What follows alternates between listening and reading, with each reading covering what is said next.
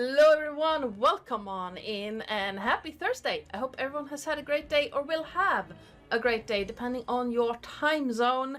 We are here again with some Eve of Ruin, our high level campaign. Well, they're level 10 right now. Hopefully they survive long enough to actually level up. I need to make a backup character. I mean, Tony did redeem a wandering boss, and I picked a level appropriate one for level 10. Now that I'm starting to learn how to balance encounters. I need a backup character. But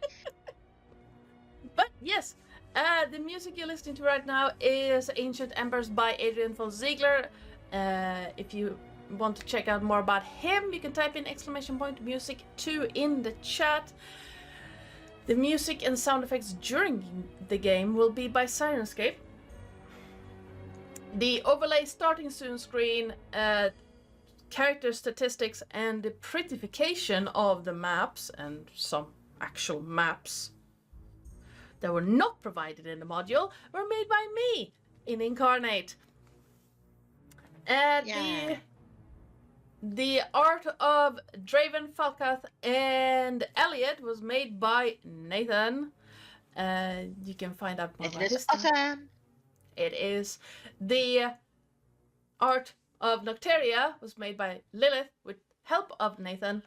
If you want to talk art, talk RPGs, all that fun stuff, you can check out our Discord. And if you want to check out this campaign or Rails or any other shenanigans we've been cooking up in the past 5 years, you can check out our YouTube channel. The latest episode of Rails of Morning went up earlier today, and mine and Terris's playthrough of BG3 Dark Urge Edition went up yesterday. Let's go check that out. It's fun. Ravenous. Yes. And yeah, we're gonna be playing more Ravenous tomorrow. Yes. Today for Terris. So, you know, what could possibly go wrong? I will have a nap between then and now. Now and then. It's Terris. Yes. Everything could go wrong. Yeah. It's quite... Hey, I resemble that remark. I still find it so funny that Terris playing Dark Urge was the first time I've ever seen or experienced a Dark Urge character actually telling the rest of the party what they did. It's like, okay, Farron is a cinnamon roll. We are just going to roll with it. He is the cutest, kindest, and most innocent little killer on the planet. It's amazing. I didn't mean to. Alright, well, because everyone is here and I was tasked with a way of doing introductions,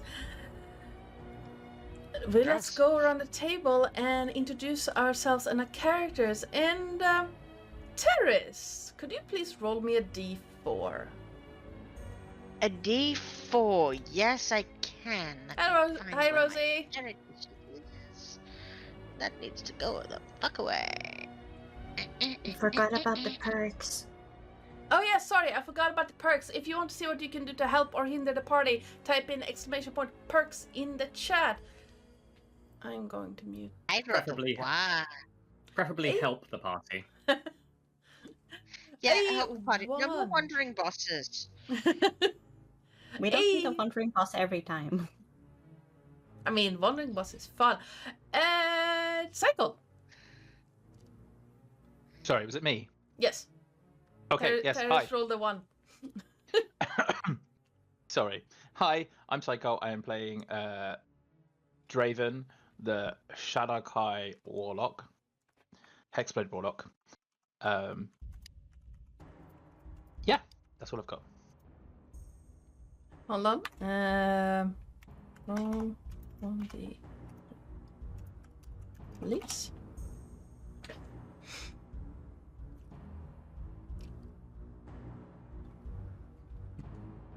See if Rosie is there. If not, I'll have any one of you roll a thing.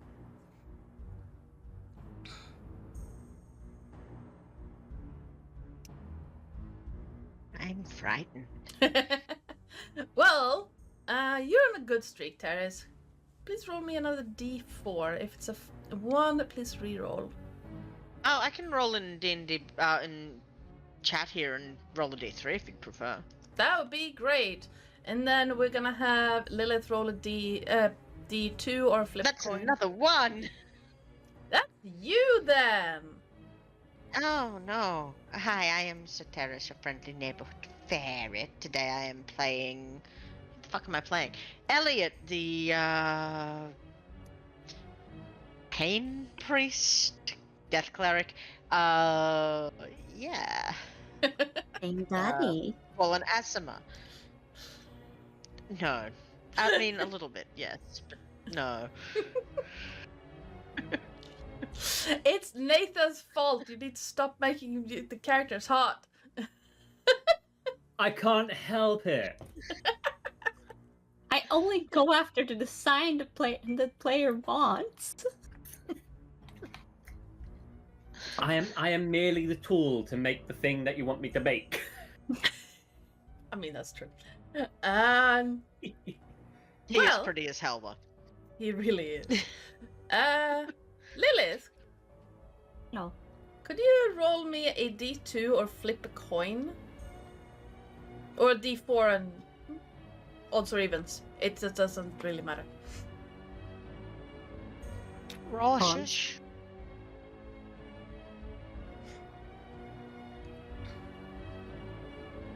I have odds. That's an even. That's a 2. Alright, well then it's you, Lillith. Well, fuck. Hi, I'm Lilith, or Lily, or Lil's Queen of Ducks. Quack. And Quack, quack, quack. thank you. And I'm playing Nocteria Diwaka. I needed to rethink my own situation there. The Eldritch Tiefling variant. Nice. Bad. But yes.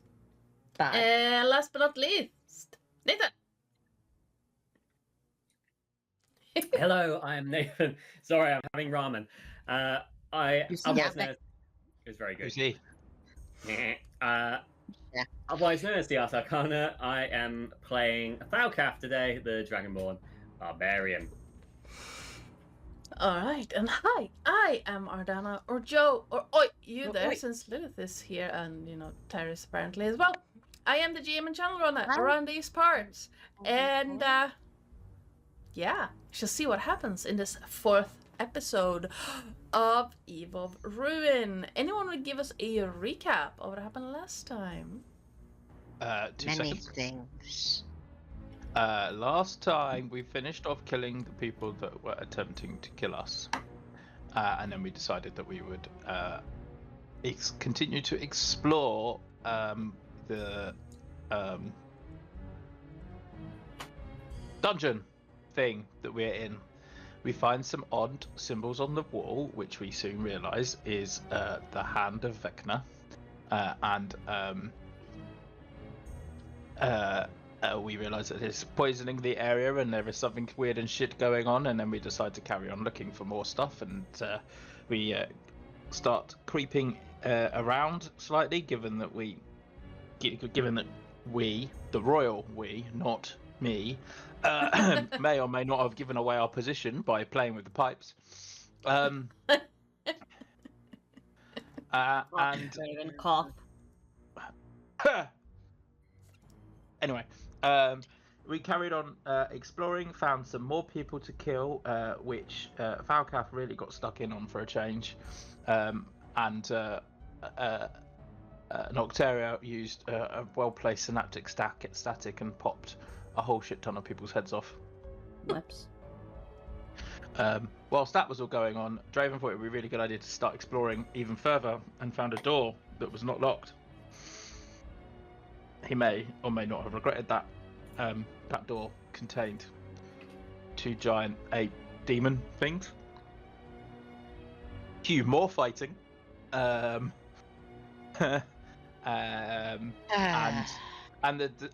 Elliot now deciding that Draven basically needs a chaperone because otherwise he's just going to touch and play with everything like the child that he is.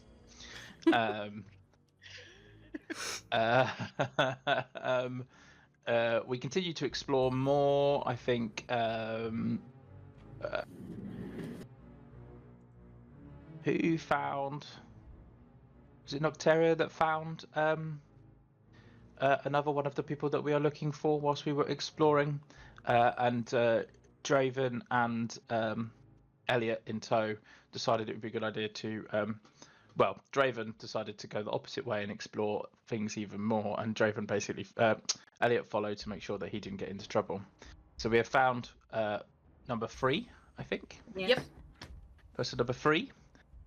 We have found some interesting books, which we have taken, I think, and we have decided to carry on looking for our 4th victim.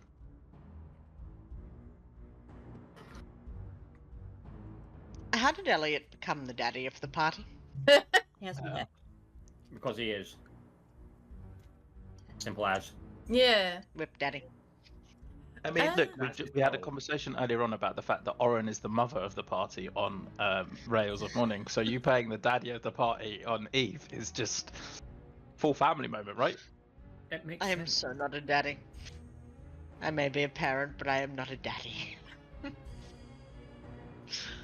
Well, you can have a point of inspiration with a slight addendum. You did find a shambling person in a hallway, and you brought her back to where the dead ghouls were. Yes, sorry, I forgot. Yes, so that was the person who we found. Her Yes. brain was like completely mushed, and Elliot restored her mind, potentially in a really bad situation, i.e. in front of a room full of things that we've just murdered. Indeed, but yes, you can have a point of inspiration for that Ditto. recap if you already have it. You can bounce it to someone else. I think you already have it. I do, I can bounce it. And Nocteria's currently got a phone call, so Elliot can have it. Thank you. I will put that onto my list. I feel like we're going to need it. Alright, and Well, with quite that, possibly. if everyone is as comfortable as we are going to get, with our bard currently on the phone, with entities unknown and personages unknowable, And she's Welcome back. welcome back from the far realms. Let's get started. The scream rings out in the darkness before fading into the shadows. A foot shuffles against the corpse of a ghoul, grey skin touching a brown boot. Colors are barely noticeable in the faint light of the torch in the hall. Somewhere in the distance, water drops from a faucet into a basin of contaminated water. The torch hisses as moisture drips into the flame. Further down the hall, a light goes out as the torch has burned out. In the stones, a vibration starts. A slow, steady hum that shakes the area around you. The woman looks between the 4 of you, unsure and unsteady. What would you like to do? Elliot is going to try to calm her. He does not quite touch her, but he'll get down on her level, hands on knees, and just say, perhaps you might want to sit for a moment and get your bearings. Who are you people and why are you here? Are you here to punish me more? I thought I already atoned for what I did. We're not necessarily here to punish you. What did you do? You're not part of them, are you? No, No. You're not wearing We are not it. part of anything that has been going down here. I really shouldn't be saying... You seem to be carrying a lot of pain. Perhaps if you were to unburden yourself, that would lessen. Well, I wanted to leave them. I was afraid of what's happening here would reveal us all, and I was going to... Why are you here? If you're not part of the gathering, why are you here? We're here to rescue people that were taken. Oh. That's all. We can Well, take you out too if you'd like. I would like... Yes, I would like... I think I would like that... I was part of the group, and then what they're doing is wrong, and I wanted to leave, and... You were caught up in something much bigger than yourself. You didn't bargain for what you got. It was all fun and games when you started, and then things got a little too real. Sort of, kind of, not... Well, I knew what I was getting into at first. The Whispered One... We were gonna bring him back. And then... I didn't know the cost. I didn't think about the cost. And I didn't... all those lives snuffed out for one person, I couldn't stand it. And then Gerard decided to make sure I couldn't speak. I understand. Well, you're back with us now. And we can get you out. I think I would like that, yes. Where am I? In a crypt. Can I assess this individual to try to understand? Are they just a normal commoner, or? Sure. Give me an investigation or insight check, depending on what you're trying to... Like, are you trying to read their... Like, what they're wearing, or, like, how they're acting? I'm really trying to read how they're acting to understand both how innocent they actually are within all of this, and also to kind of understand from a bearing perspective whether or not they've just been caught up in it in error. Does that make sense? Yeah, sure. Give me an insight check then. She looks genuinely terrified. It's easy to see, and she also looks very confused. But you can't really, like, it's hard to tell if it's real confusion or if it's put on. Okay. Can I kind of get up in their face? Mm-hmm. It's a gnome, isn't it? Or is it just a normal person? No, she looks to be a human. Can I effectively get up in her face and basically say, so you were a willing accomplice to an attempt to bring back your patron?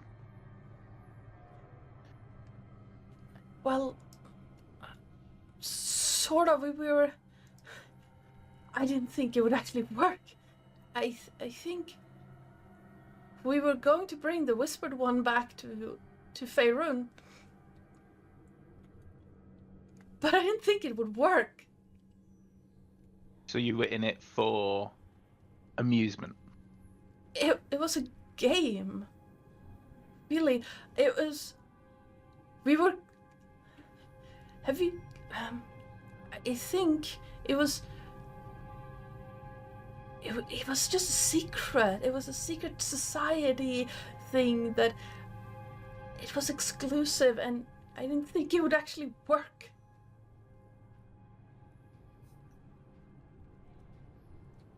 And I presume you felt like you got too far and something made you feel sorrowful? They started killing people. And ignoring the killing people, were you having fun until that time?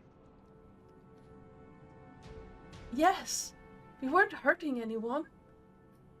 I never wanted to hurt anyone. I glare at them and cast Evil Eye. Alright, what do you need from me? Nothing. It's just a target that can see me within range, and actually I should have rolled 2d4 plus 4, so I rolled the wrong thing. So it's just a no save thing. And they will take... Did that roll? Mm-hmm. That's a lot of damage. Oh, hold on a minute. That's still not the right thing. It rolled 2d4 plus 4. I did. Oh, okay, yeah, it's fine. It didn't come through. Yeah, so they'll take 10 damage. Yeah. Psychic damage as I glare at them.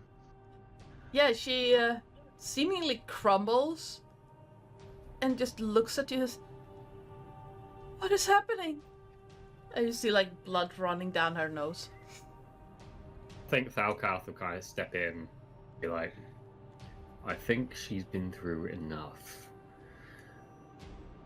Whether you agree with what she did or not, or what she was part of or not,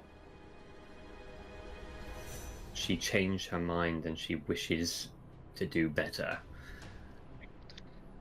She changed her mind only after it became no longer fun and interesting. She changed her mind all the same. She, like she said, she did not wish to harm people. I do not know the scope of this, but people can change for the better.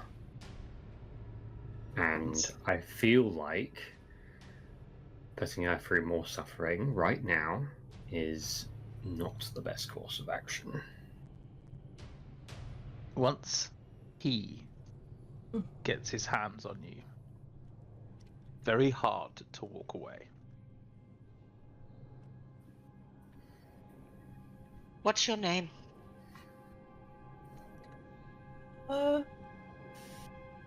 Reyna, I think. Reyna. Do you want to continue to serve him? No, it was a game. It wasn't real. I think We take you out of here and you never have a wish to be his servant again. You intend to work against him in your endeavors? I think I was gonna go to the guards to tell them what was happening down here. I think I don't know.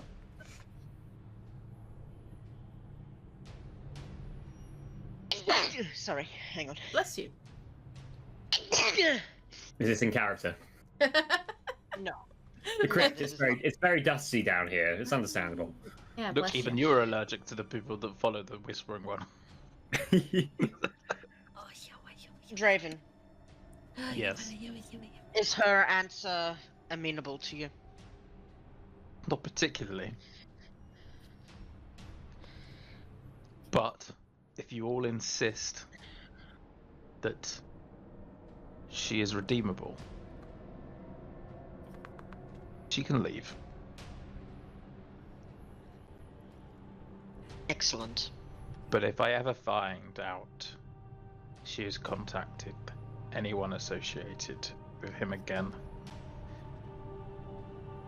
in any way, shape, or form, and if he were to visit her in her dreams, and I was to find out about it, she will die. I understand that. Well, if it helps my Madam? case at all, you might want to hurry. They got someone in the cage. Where? Understood. Madam, with your permission, and only with your permission, I am going to heal you now. Okay. What? Sure. This will not be pleasant. This whole day has not been pleasant. And he is going to cast Cure Wounds at second level because he didn't have any first level spells yet. Healing her for 12 points of healing. Alright. You see her face It is scrunch up in pain not and pleasant. discomfort. And he's just breathe through it. Surprisingly not the worst I've been You'll through be fine. this week. I think. You'll be fine. What date is it? What date is it? I love how the module doesn't actually say. It's sometime in 1492. Wait, no, 1496, because it's after BD3. It is this time and date. We'll come up with one at some point, because I haven't thought about it. I believe. I mean, the module doesn't say, but so we can come up with one. But we're gonna do that between sessions. Excellent. It's sometime he in will- late summer.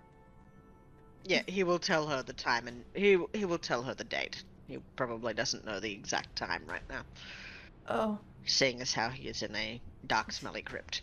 yes. Raina just goes, oh. It's been 10 days since Jared took my mind. He is going to sigh and hand her a ration. Oh, thank you. Just do hurry. I'd hate. Yes. Oh, and don't open that door. And she points over to the door in the middle of the hallway. Is that the door we've already opened? No. It's the one across from it. The Nocteria was trying to open last session. It has ghosts in it. Ah, Or ghosts. you can. I'm not going to tell you what you can and cannot do. I don't recommend. It's not a good idea. Understood.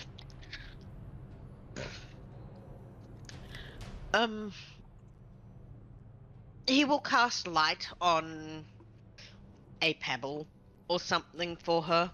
Mhm. Stick it in her hand and give her directions back to where the others are.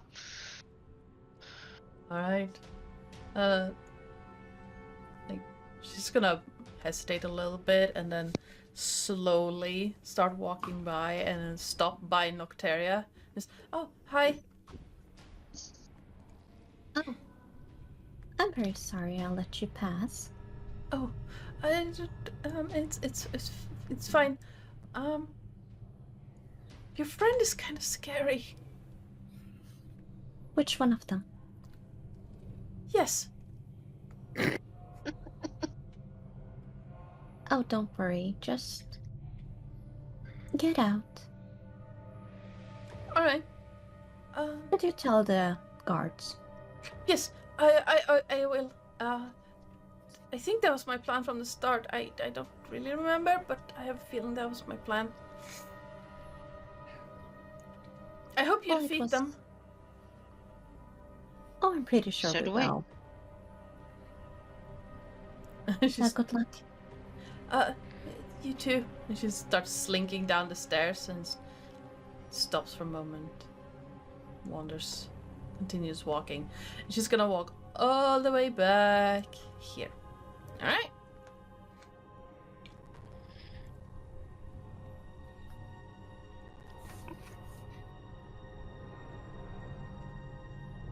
Nocteria, what would you like to do?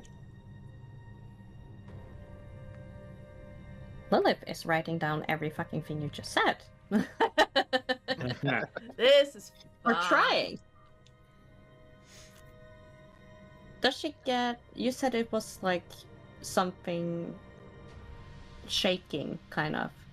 Yeah, you get this kind of...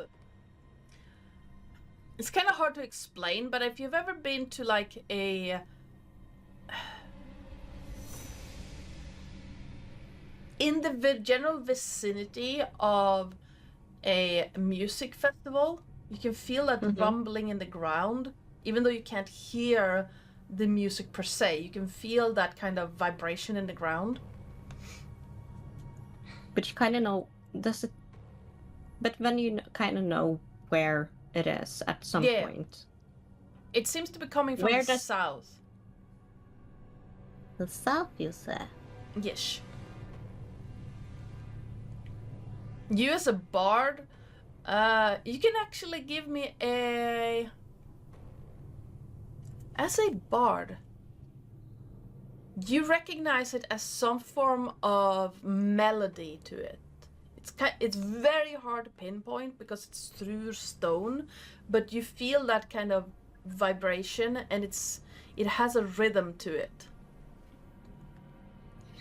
So It's not kind of like chanting. Kind of like chanting. It's not like a melody per se, but it has a specific rhythm instead of just rumbling. Like this whole area around Neverwinter is prone to earthquakes because it's volcanic, but this doesn't feel like an earthquake. This feels like rhythmic, like chanting almost. You can't hear anything, but if you put a hand to the stones, you can feel that vibration. Okay. Have you put your hand to the stones, Nocteria? She would have to feel like... Gentlemen, I think we should hurry up and start heading south. Agreed. And especially if someone is in a cage.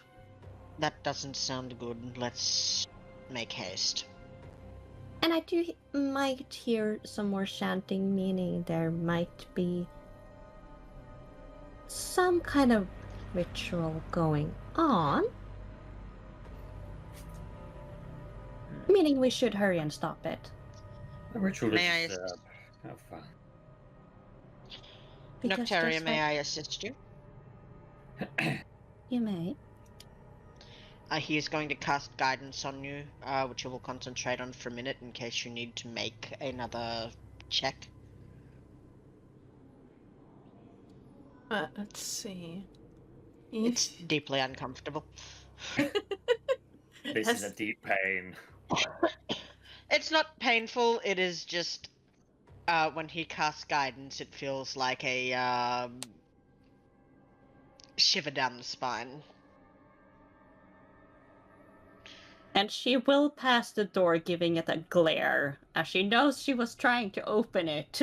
As you look closer to it, you see what looks like a scratched X in it. You can only really tell from an angle. And you see some flecks of red in there that has faded with time.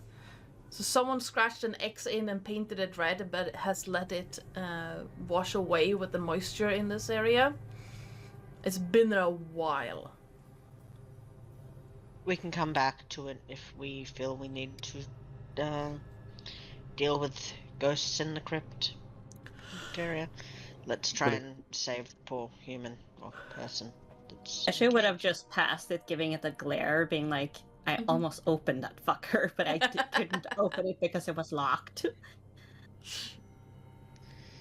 And south, you say? Yes! All the way south. Further down into the corridor, you see one door to your... Well, facing south, it's to your left. There is a door, and then one door, more elaborate, like finely carved door at the end of the hallway. She will let Draven open it if he wants to open the door up there. I can have a go. Yeah, I don't mind having a go at the door. I wouldn't have said it. She's just passing this door because she knows that every time you open a door, it's fine because then you get smoked. All right. I touch the door as I walk past. Is it locked? It is locked, yes. Is Elliot directly behind me? Yes.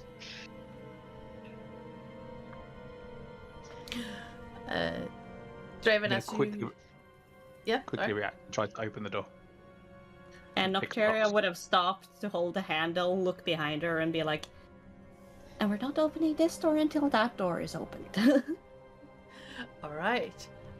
Give me a sleight of hand check. Mm-hmm.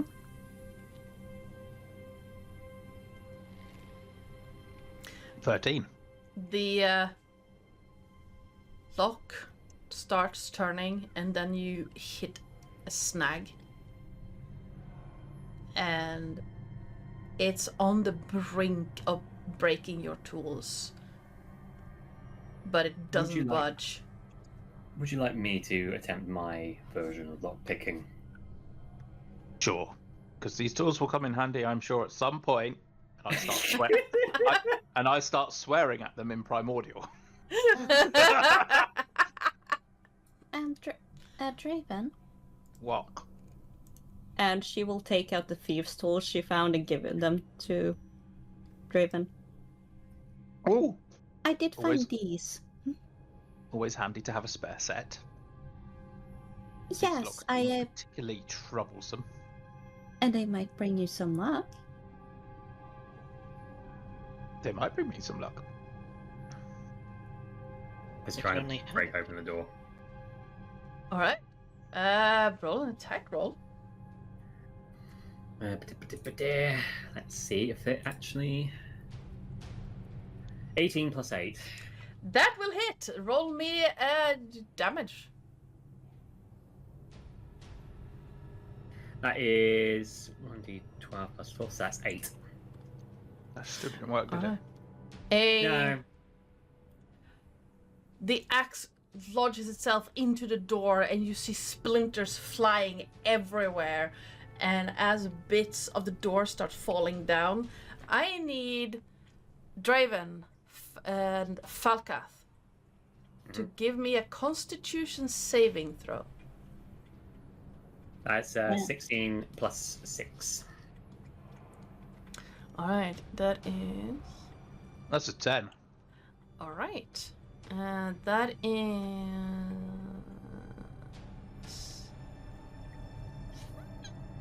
86.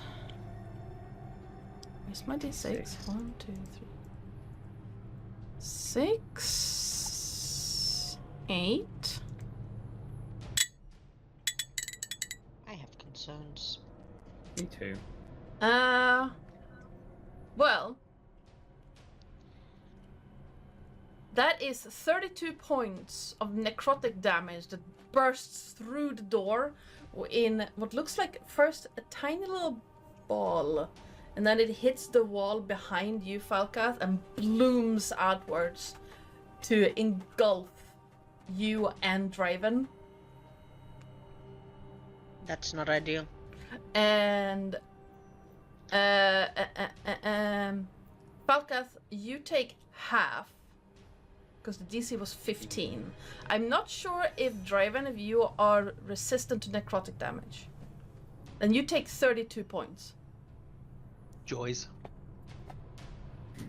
Okay.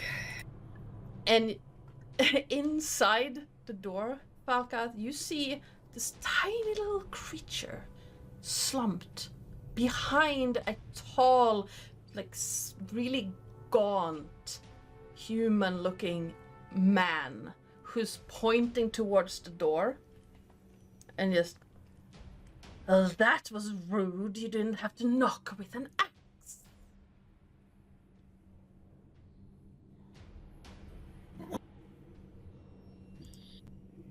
We tried the more discreet way. Oh, But you that didn't could have work. just knocked. My apologies. Considering this being a crypt, we did not know if the dead sleep in these rooms. Well, I My- can bring them back for you. So can I. That is not necessary. I apologize.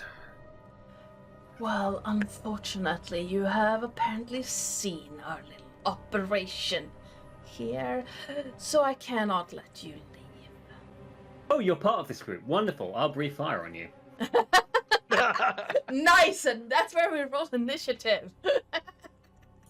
Well, shit. How the fuck? Okay. Oh, I have okay. So, hang on. God, my rolls. So I rolled a 20 on my initiative +2, so that's 22. Because Wait, you rolled a nat 20? I don't know. That's the problem. So I'm guessing so because I rolled 2 d20 Yes. because I have an advantage. One's a 20, so that's a nat 20. I'm guessing. +2. It's so weird that my rolls aren't actually doing the thing that they're meant to do. Yeah, I don't really know why it's doing that. I also don't really know why this thing is telling me that he has a 0. Was there a creature behind the man, you said? Yes, there's a small one-eyed looking creature behind him. I'm gonna give this thing 10 hit points, even though he has more, but that's because the token otherwise says he's dead. And we are going to roll initiative for him. That is a +2, so 17. Hi, cat. I know I'm the worst. And we're gonna add this little creep to the thing. There we go. Well, Who's the little creep? see, well, nope. Dang it. Hold on. Reopen, close tab. The fire breath goes off first, and then it is Nocteria's turn. As soon as I Sounds get good. Sirenscape to work again. So when you take a turn, you place yourself in fire breath there. I'm going to go with. Hang on. How big is that room? The room is, let me check. It is 15 feet by 15. It's 15 by 15 feet. Wonderful. I'll go for a 15-foot comb then. That should Alright. do the Let trick. me do a thing. Hold on. I accidentally closed down my control Sirenscape tab, so it's being a little bit of a dump right now. We're gonna swap that, and we're gonna swap to that. And yeah, 15-foot cone, roll damage. They need to make a DC 14 dexterity saving throw. Okay, we're gonna do a dex save. And that is a 2. Question is, can you see that one? I can see both of them on my viewpoint. Alright, can you see the roll? If not, I'm... Oh yeah. I can see. You rolled a 19. Okay, good. One. Yeah. Good, that works. That means I don't have to shenaniganery, some stuff. But yes, that's a 19. Am I able to aim for both of them? 'Cause I see Yeah, two of them. absolutely. So the other one can make a dex save as well, if possible. Yes. Give me 2 seconds. Dex save. And that is a dirty 21. Ah. Okay. And I'm gonna say it's like it's hiding behind, so it basically is shielded from the impact. All right. So I do 2d10 on a failed, but it'll be half because they succeeded. Yeah. So 2d10. You roll 2d10 and then have the result. So that's usually higher than rolling 1d10. Hang on, 1d10 plus 0. What? No, roll. If it's 2d. Oh, it says. On the button it says. What? Sorry, I didn't mean to roll that. But Do I do it twice? If it says 2d10, then just roll 2d10. If it's being dumb, then just brute force it. Yeah. Well, there's a D10 button with breathing fire. So I just clicked it twice. So that's 2 9. So that's 18. So that's 9 damage. Nice. Both of them take 9 damage. The gaunt-looking humanoid seems not as bad off as the small creature behind him. And you see that the small creature looks like kind of bent over, like folded in on itself. And where the most of the face would be is just giant eye. It's a homunculus. And it's currently a little bit on fire. Because it just got burned. But yeah, the bed is also on fire in the room. Because it's bedding and you just breathed fire into the room. So... you have a nice backlit room at this moment. Nocteria. So it's a little bit crowded over there. It's a little bit crowded, and you just saw this blob of some form of energy explode between Falcath and Draven and cause them a lot of damage. As she would have seen that explosion, she would have just let go of the handle and be like, yeah, I'm not opening any more doors. And I have a question, DM. Yes. Disoriented whispers. It doesn't say that I need to see them. Then you don't. It only says it's instantaneous and it's 60 feet.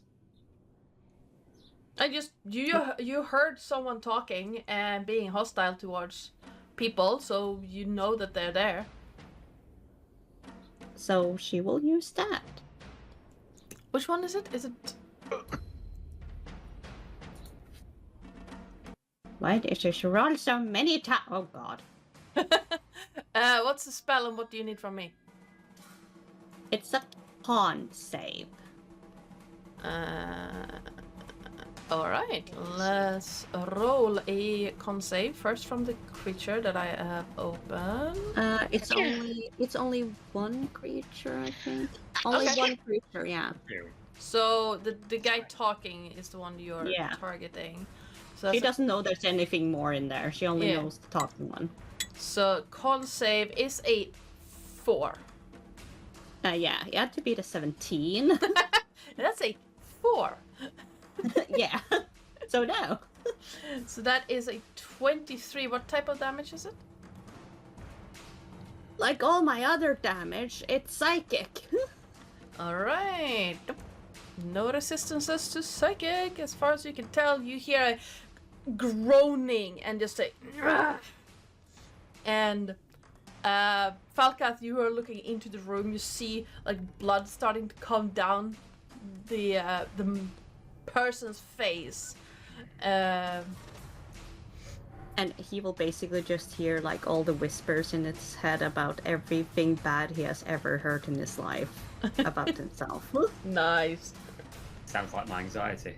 Exactly. Relatable. Yes! Ew. The people that doesn't have anxiety can now get it by disoriented whispers. You can also Maybe. get it for free by pissing off the bard. Yes. No, thank you. All right. You do have I mean, you have movement and bonus action, but right now where you're at, you have a door at your back. You have a tiny little corridor thing to your left if you're looking north, and then it's crowded the rest of the space. She have given... Yeah. She will look at Falcath and just be like, "You're kinda on a time limit. Do get very fast with these ones, dear." I give him a bardic inspiration. Thank you. All right, Falcath. So, Falcath is going to rage.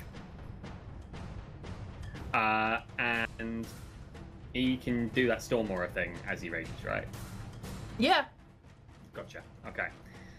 So yeah, as soon as you rage, the Storm Aura kicks in, and you can use it Gotcha. immediately once.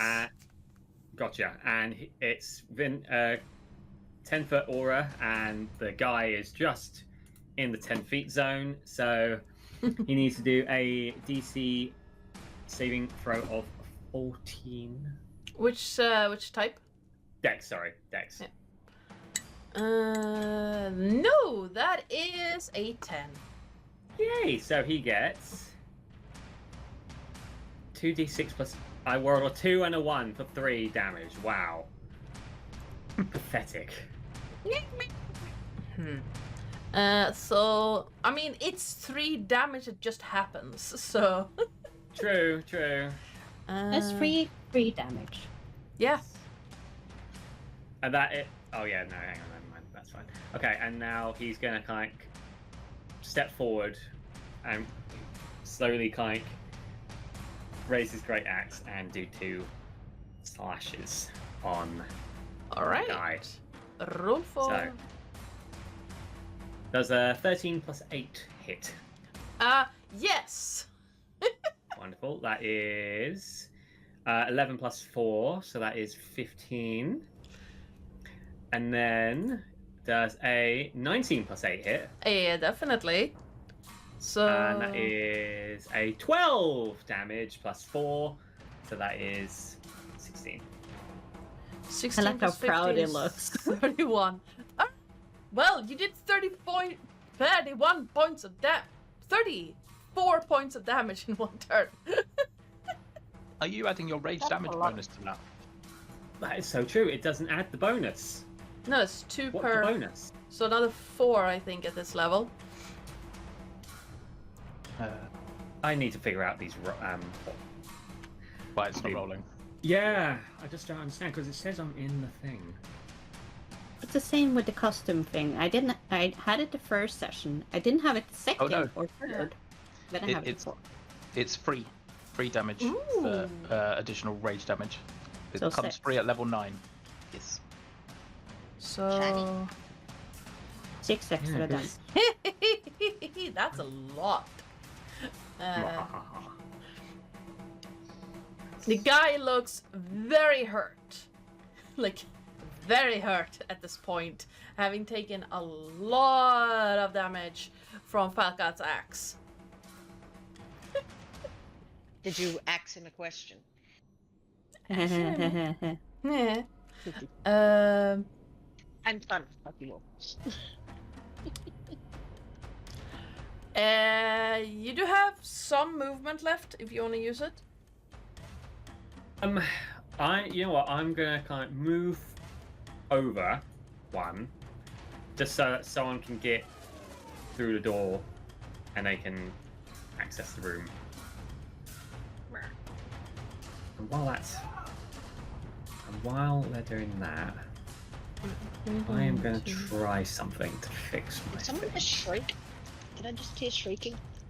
Yes, that was my mum. She turned up, so I'm gonna mute myself just in case any more shrieking happens. Oh, I mean, it's fine.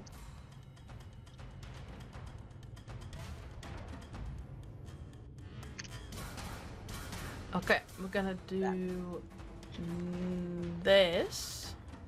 It is the guy's turn, and I think. What does it say? Is it within?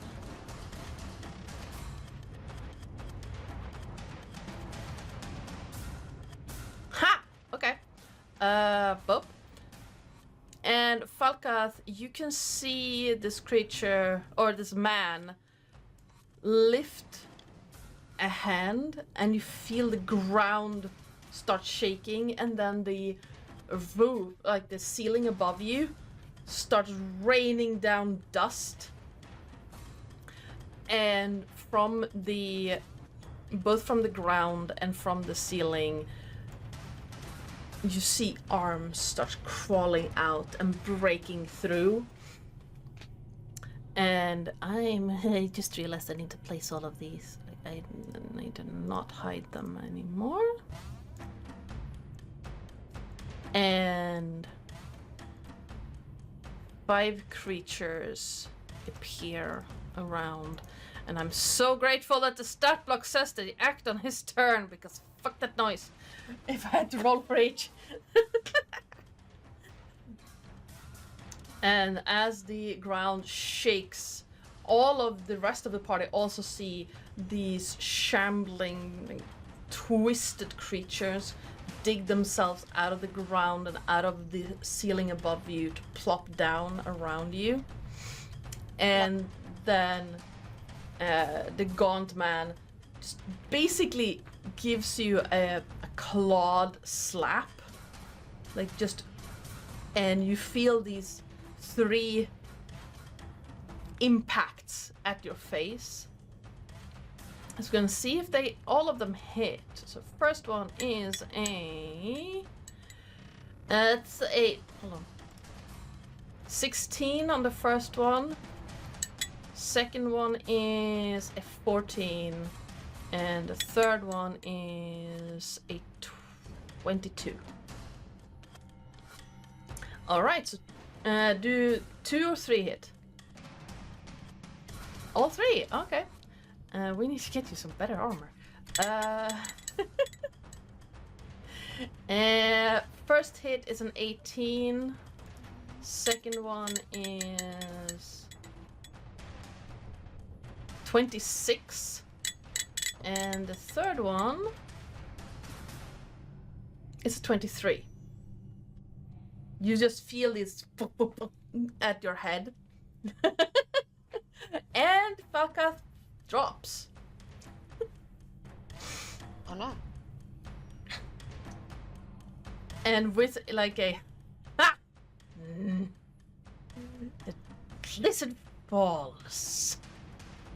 The creatures around are going to this one is dumb enough.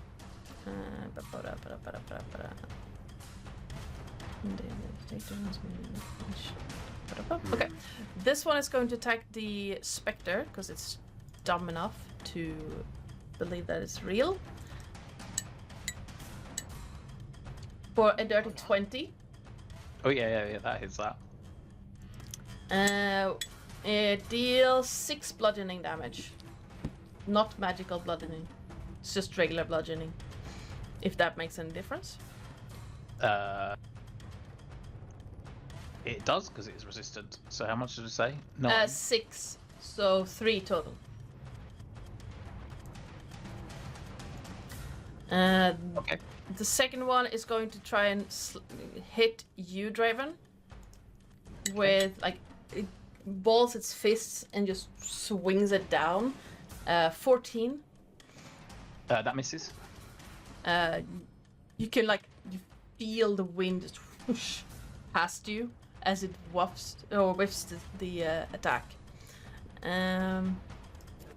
This one, I think, are you gonna attack Nocteria or Draven? Let's see. D4.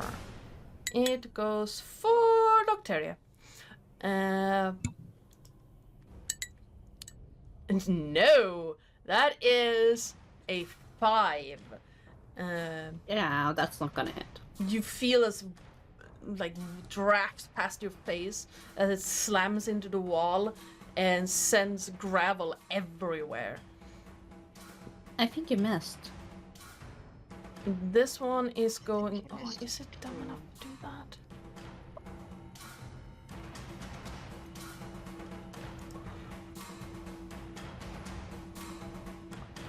Yeah, he would do that. 3. I'm so glad. Draven, you see the creature barrel its hand down next to Falcath and hit the ground next to his head. As Oi. dirt flies everywhere.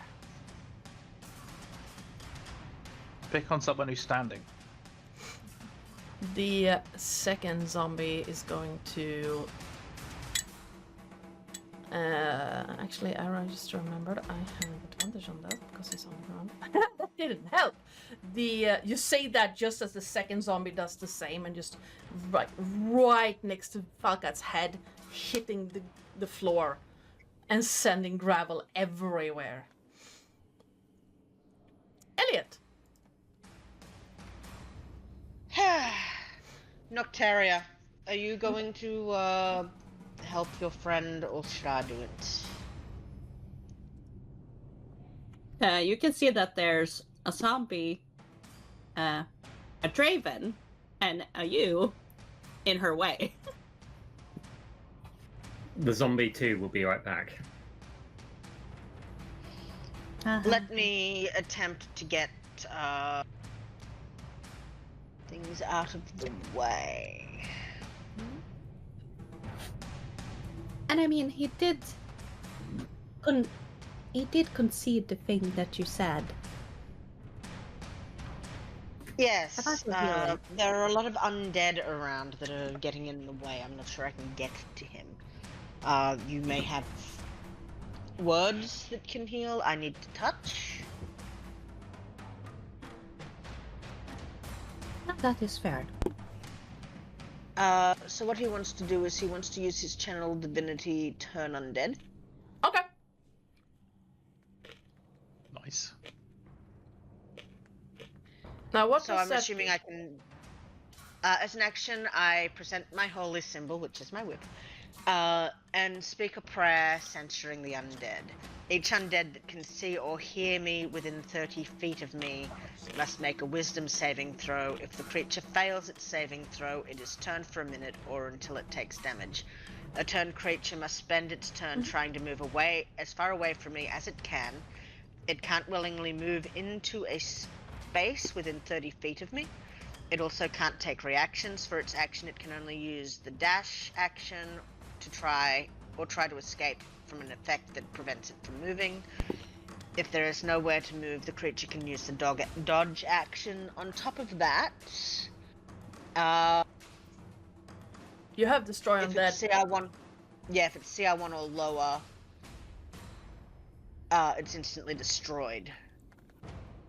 Alright, so that's a wisdom save from all the zombies, because all of them can see you. Excellent. I'm just trying to figure out what the DC is for that. It's usually your spellcasting DC. Which is what? It should say on 16, this. I think. It should say on your spellcasting sheet. Oh, it's 18. Okay. That is a 13 on the one just north of you, Elliot. That one is destroyed. This one is a 15. That guy is 13. That one. That's a natural 1. Oh, delicious. poor Let me fucker. put that on the blanket. And all of them fail. So, Nice. how does it look when you just destroy these 5 zombies in like one fell swoop. Elliot just sort of holds up his whip. And I think spectral lashes lash out and drag them back down into the earth. Nice. As he just says, no. Holy whip! It just says no. It's just you hear Yeah, this. just very casually, just, no. You can feel like you hear the stones shifting to accommodate these creatures as they are dragged back from whence they came, and you just hear the gaunt man that you can just see, Elliot. Just, do you have any idea what that cost me? Hopefully your life. Whispered One will welcome me. What about you?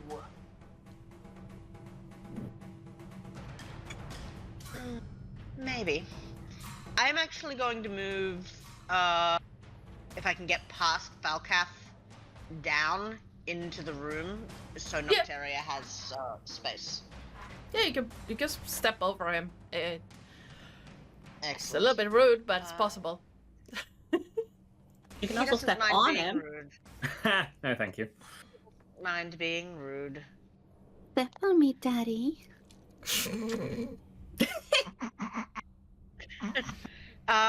Now that wasn't a spell, so sorry. It was not. You can use a spell if you have a bonus action spell. I would like to put my spiritual weapon in this room with the fellow. All right. Right about. I still need to there, if I make. can. I still need to make that for you. So we're gonna go over the blade again. I haven't made that token for you yet. So there you go. There's your spiritual weapon. And now I can make a melee attack with that, can't Yes, yes, you can. I? I don't know if a 17 will hit him. It does. Doing 10 Oof. force damage. He's not having a great day, and you see him reeling again from this smack of this spiritual whip, I believe you said it was? Like a cat and Yeah, knife? it's a whiptopus. Yeah, it's a whiptopus. Yeah. And he is looking haggard, reeling, bleeding heavily.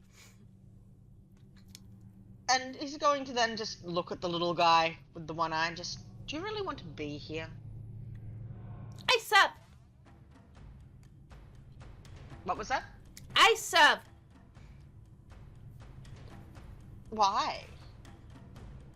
All hail the Whispered One. The Whispered One is not your friend. He bring back.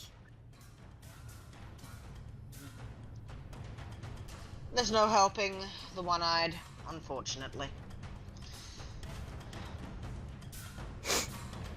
Yeah. Yeah.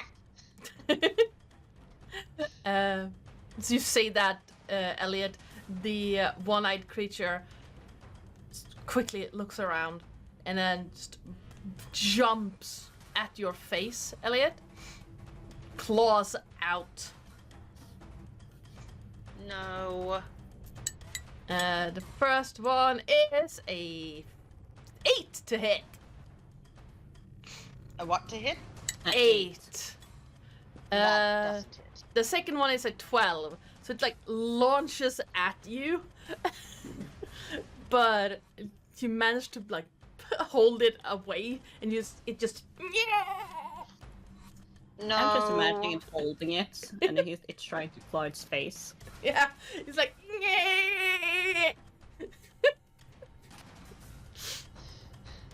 Stop that.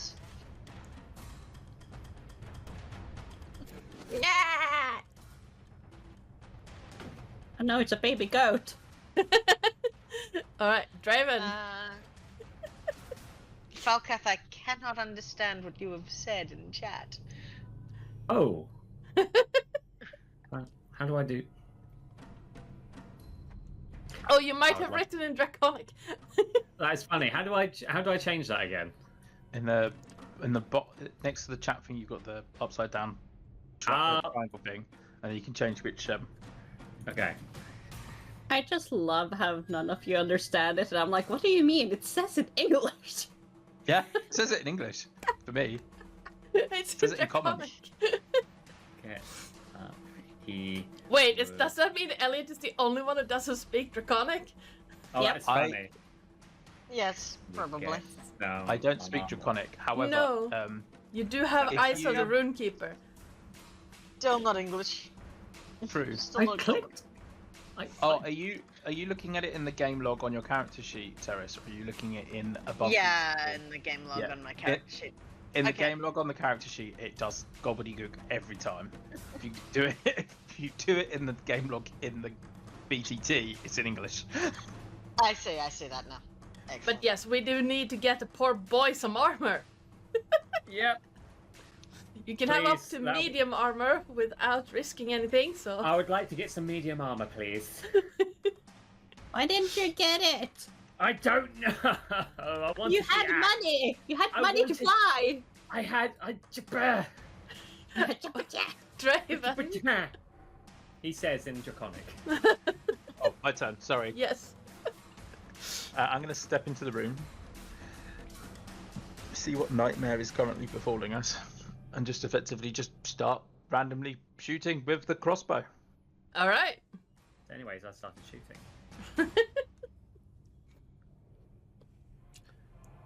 So I'm just going to tackle the big old man creature Okay. thing.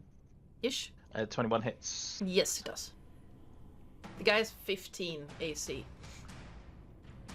That's an 8. 8. roll. Attack again for 16. Yes, it is it. So that's 4 damage on that one, and then bonus action attack because of crossbow expert. That that's a 15. just hits. You see the bolt barely penetrate what looks like some kind of force field around him, but it makes contact. Nice. So I basically walk in the room and just fire off 3 quick bolts, the last 2 kind of hitting mostly mage armor. And then I'm going to step back out of the room. If he so wishes to. Would I suppose technically he's probably in melee range if he wants to attack. Let's see, would he be...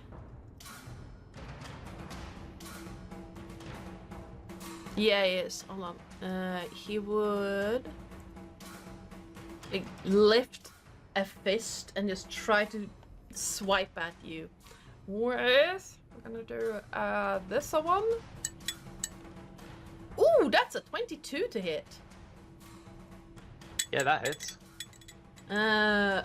For 23 necrotic damage. Okay. Shit.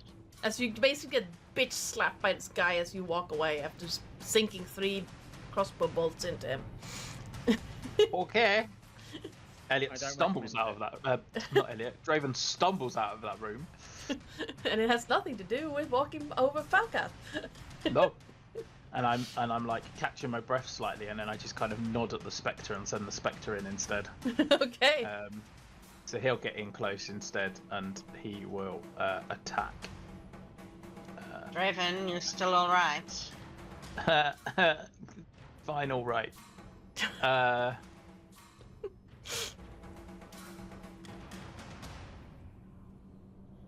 you breathing?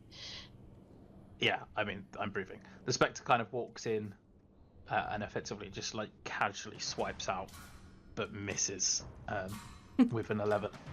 Yeah. It just touches something. Like, Elliot, you see it just touch what looks like a barrier like an inch from the gaunt man's face. And he just looks at the specters. Huh. I never learned that trick. It's a good one. All right. Unfortunately, you won't live to learn it, but it is a good one. You're wasting your time. Nocteria. Question. Yes. Can she sneak up to the door to see what's going on? Absolutely.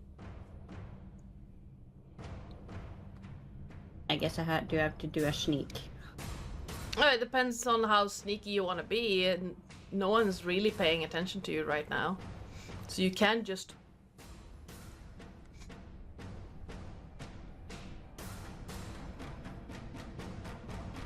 Without having to roll. Which way is the guy looking?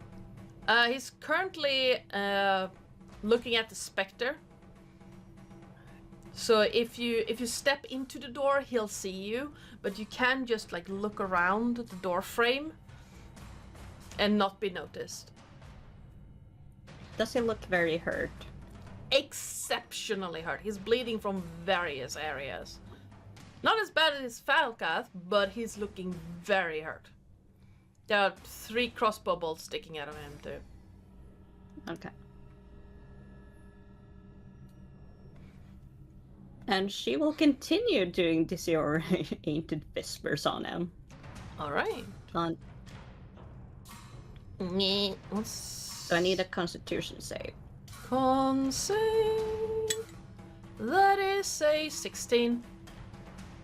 That fails. All right then. How much was it?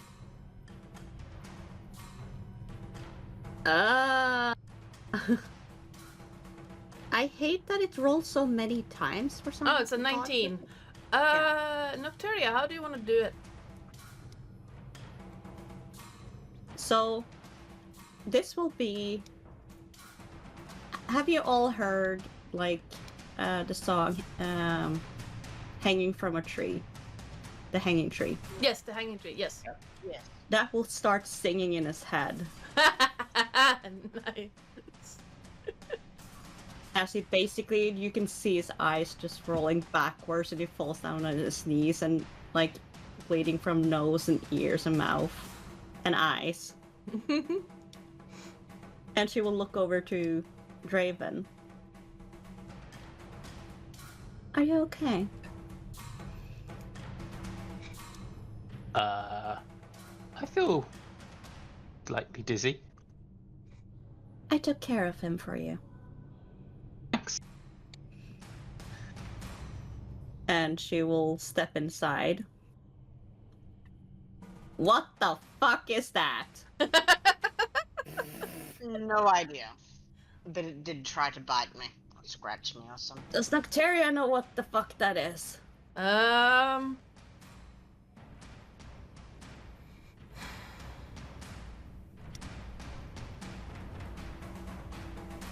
Give me a Arcana or History check. Arcana or History? Yeah, they're both the same. Why do you roll 2 times? That's a 15. Alright, with a 15, you have heard of creatures known as Nothics. There are a bunch of legends about these creatures, but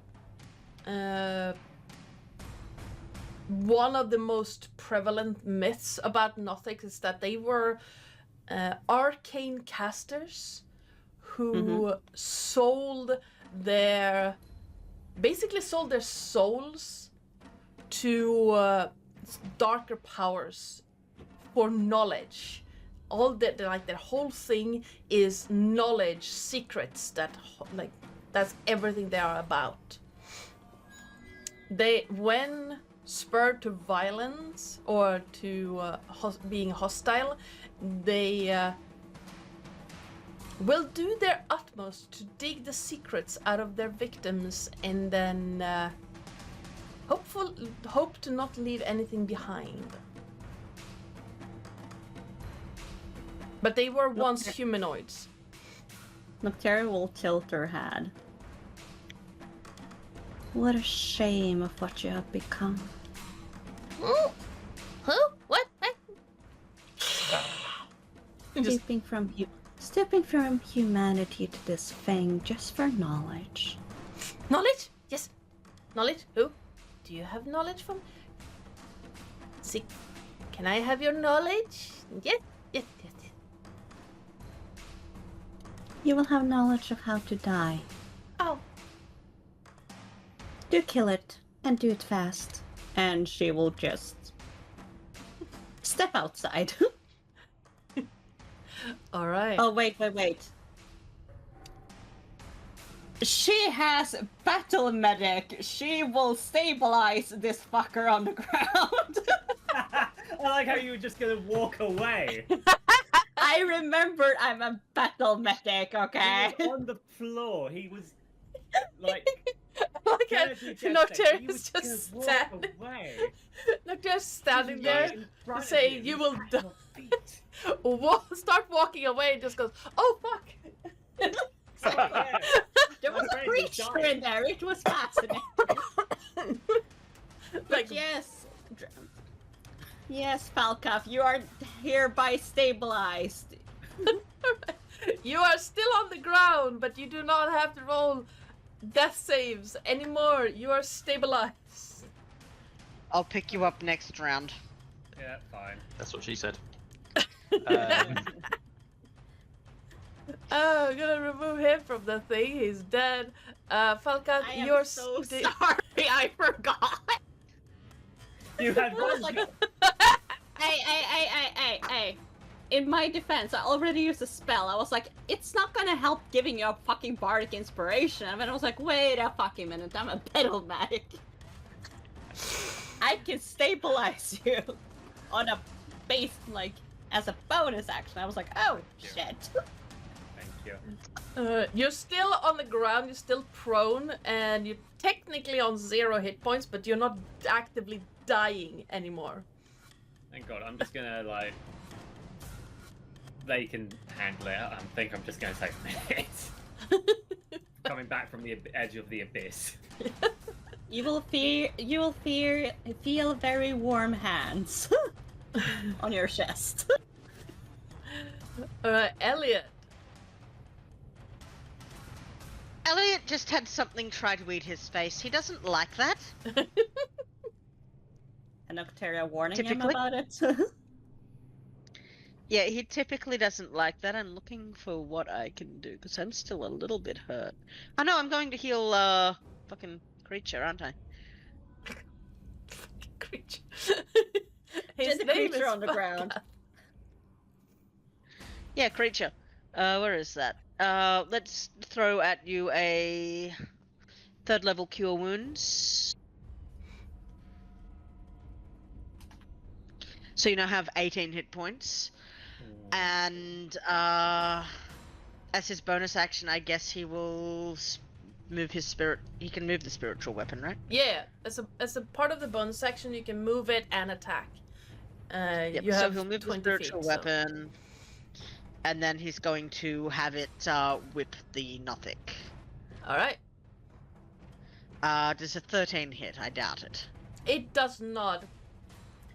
As the Whiptopus smacks around, the Nothic basically climbs up Elliot's head and just lifts his feet up so that the thing doesn't actually hit it. Ah, you're a hat. No. Okay. He doesn't seem too disturbed by the fact that there is a Nothic atop his head. He's just, okay, this is what we're doing. It's surprisingly heavy for how small it looks, but it's just like...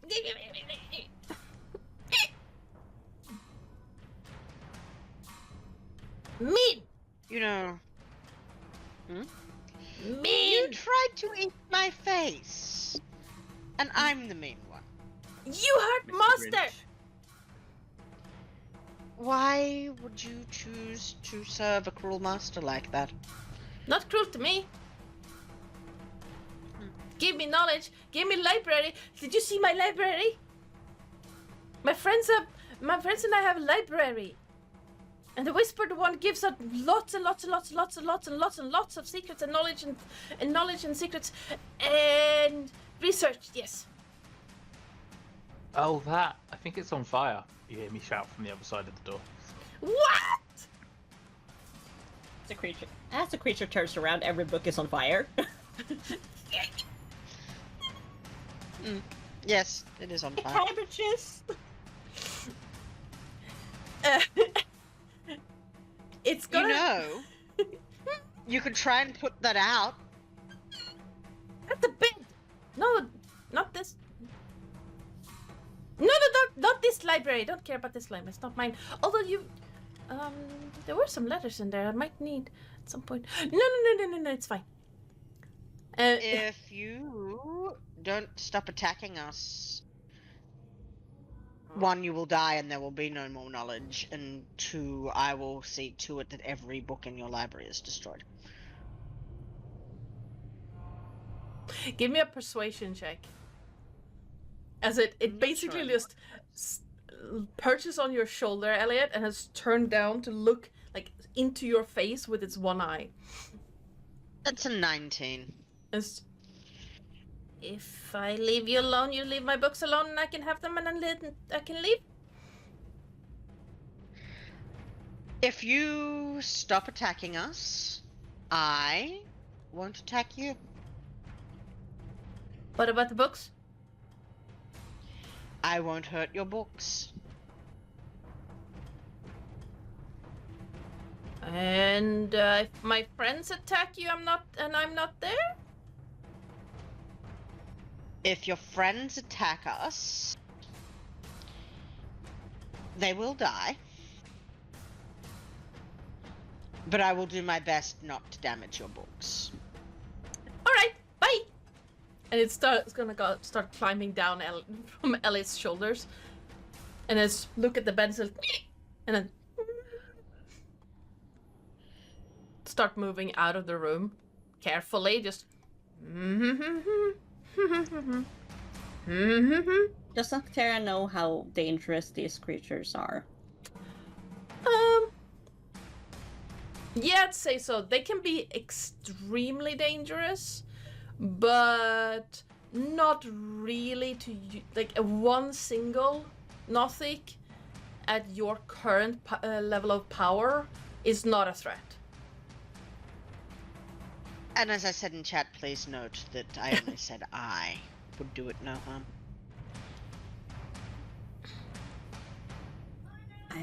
I'm trying to figure out if Nocteria would kill this knowing it was human before.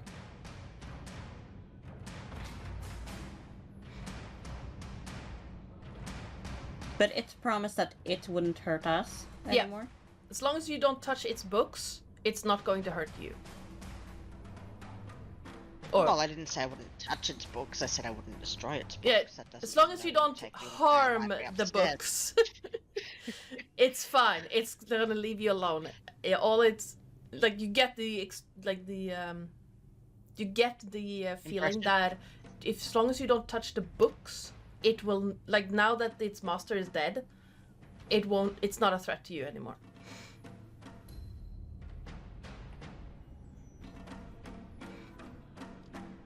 And it's just like, folks, I can leave. Books. I won't hurt you if you want to leave. If I die, I can't find more things out. If you die, you will find the final knowledge of what happens to you after you die. But that's only one piece of knowledge, and I don't want just one piece of knowledge. I want all the knowledge, all of it, every secret, Understandable. every information, all of it. Understandable. Can I leave? I want to see my books. Like I said, I won't hurt you if you want to leave. It looks at Nocteria and Draven just... Nocteria will look at Draven. Like, if a exceptionally creepy, kind of gaunt, one-eyed abomination could do the kitty eyes, like, I'm very cute, please don't hurt me. That's what it's doing right now. It's just like... You can leave.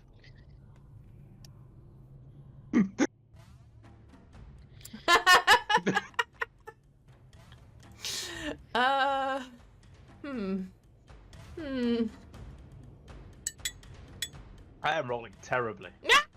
I'm rolling worse. Good. Okay. And it's just gonna... And as it starts scattering up the hallway, I start shooting at it. Alright. I'm assuming a 25 bit. That 25 will hit, yes.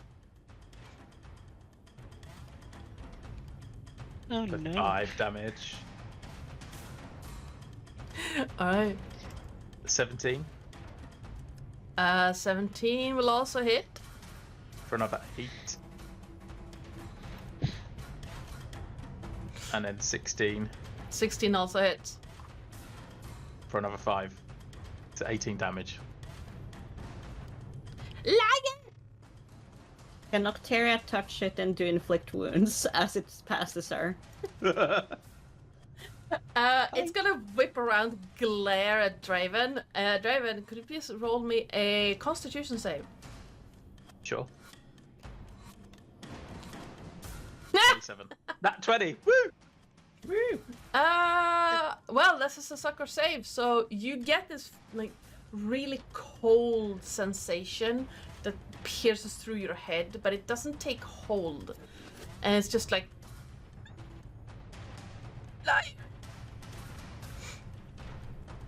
And yes, Nocteria, roll a attack roll. That's a 21. Yeah, that's gonna hit. Why does it roll so many times? I don't know. It's it shrieks in pain and jumps and then just bolts up the hallway, barely able to stand, bumping into the walls, stumbling a little bit, and it's going to bolt. It's gonna use its dash action to get. To be fair, I did say I didn't say that I spoke for my friends. It's gonna run. Matt, that's not how you move things. It's gonna run here and vanish down the hallway. I give chase. Okay. It's... Well, technically it's Falcat's turn. I don't really care. You're gonna kill it basically as soon as you catch up to it. How do you guys want to do things here? The moment you catch up with it, it's going to die. It doesn't have that many hit points left. I mean, I'm just going to chase after it and keep trying to shoot it with the crossbow. So Nocteria would have gone over to Falcath to get out of the way of the one running.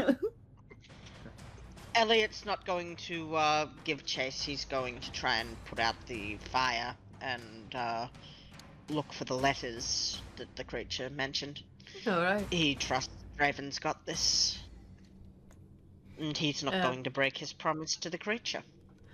Alright. Well, I'm not gonna make you roll for it. One of those 3 bolts are gonna hit and it's going to kill it. It has 3 hit points left. excellent. So yeah, you can catch up with it on your turn or not too long after, and it's not going anywhere. I can't actually put the HP into my character sheet. It just has the death save section. Hold on. It's. Let me see how you would do that. It's been a while since I had to do death save things. Under the box that says heal, if you type the number in there and then press heal. There's no. It just has fail or success. If you Death click where it says death saves, you click on it, Okay. and then Yeah, where it says healing, it will give you an option to put in the amount of health points you got back. Gotcha. So that is, what was that, 18? Yes. That creature is dead. Boop. I'm not gonna make you roll. Like, one of those 3 bolts are gonna hit, and it's going to die.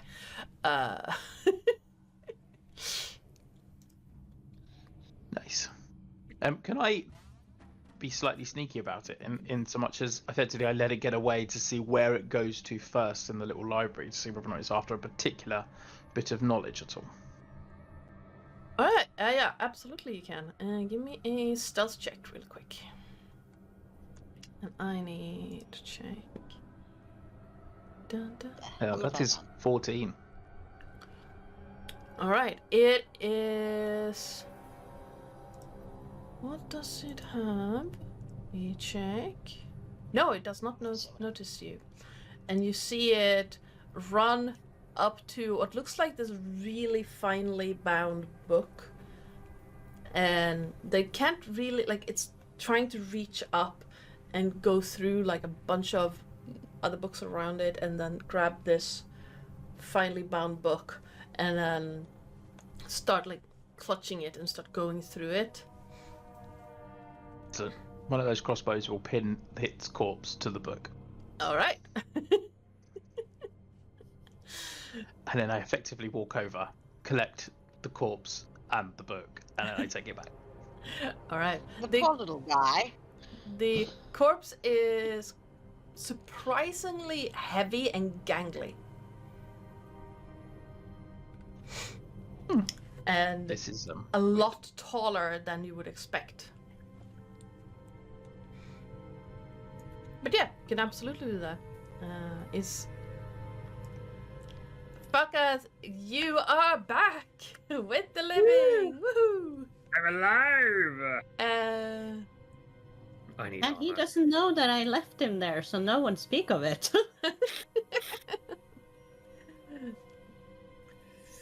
And Elliot with the... There we go. On the desk you find a bunch of papers, letters, notebooks, and various arcane tomes that all seem to have to do with like contact other planes, plane shift, binding things together, and how to transfer energy from one plane to another. This guy was a serious mage then. Pity. If you want, you can roll me a investigation check. Investigate. I have a +0 to that. Let's see how this goes. That is a nat 19. Nice. As you go through the papers, hidden in notations, like almost like in the margins of other notes, you find talk of things called the crevices of dusk that seem to be popping up here and there in Neverwinter and nearby Neverdeath Graveyard. And one of the notations says that the crevices of dusk are like magical gateways that connect to a plane of undead or undeath, but you're not. But the person who wrote these are not sure if it refers to the negative plane, the Shadowfell, or the fugue plane. I know that Draven's from the Shadowfell, right? I believe you said so. I have no idea what you've told each other because I don't remember. They mentioned it, didn't I mean, he mentioned his lady. He has a Raven friend. He would probably assume something of the. As a cleric, I would say that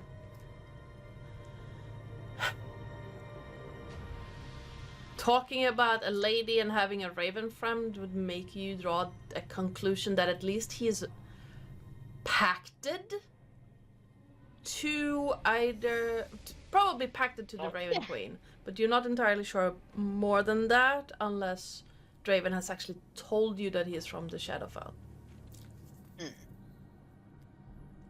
don't think I have. I think I've just mentioned my lady a few times. Mm. And you have a raven? And I have a raven. Draven Yes. is not here. Or is he back? Oh, I'm back. I'm just carrying the corpse and the book. Okay. So, yes, Draven. Yes. What do you think of this? And he's going to, explain what he's found. Do you have any knowledge of the Shadowfell? Does this sound like something that, it would be a part of? Or is this something other? Would I be able to draw a parallel between this? As Dust. someone from the Shadowfell, crevices of dusk is how you travel to and from the Shadowfell. Good. Thought I'd double check.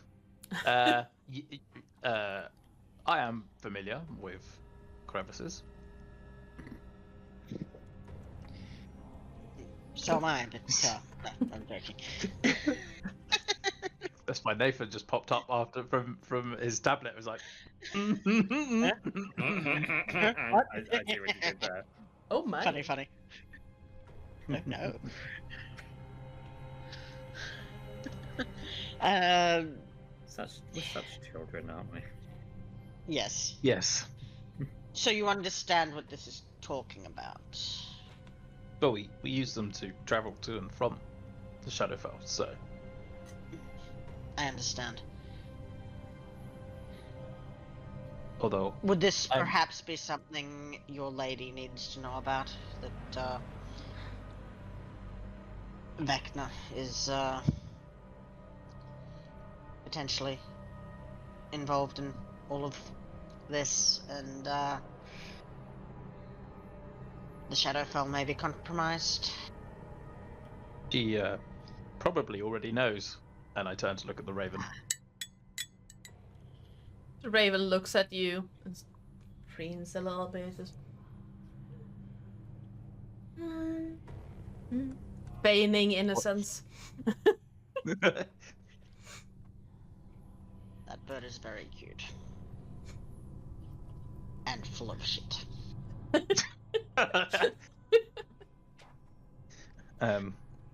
My lady sent me here some time ago now, and I've just been doing odd tasks for Lord Neverember since then. Huh. Without a real clear direction as to why I'm here. Perhaps this is, well, The perhaps reason- this whole thing is the reason why she sent me here. That would make sense. Very well. Yeah, to the bird. Keep your secrets then.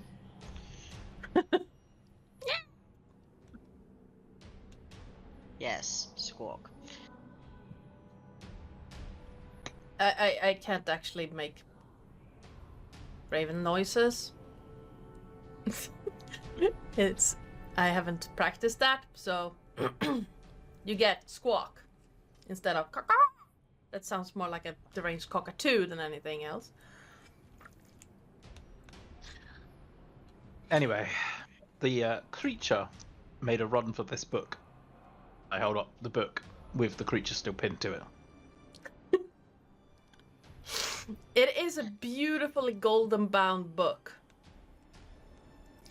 Like fine outlined, looks almost like gold inlaid hinges for the around the back.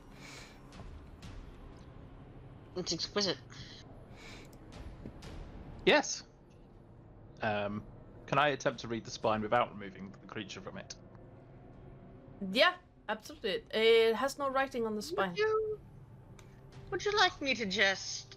And as you're doing that, he's going to... let's see, what can I do?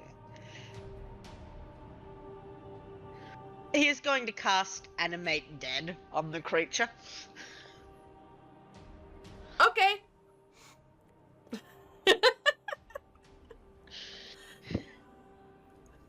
Sure. What does that do? So he's going to pull the arrow out, but he's just, it creates an undead servant for me. Okay.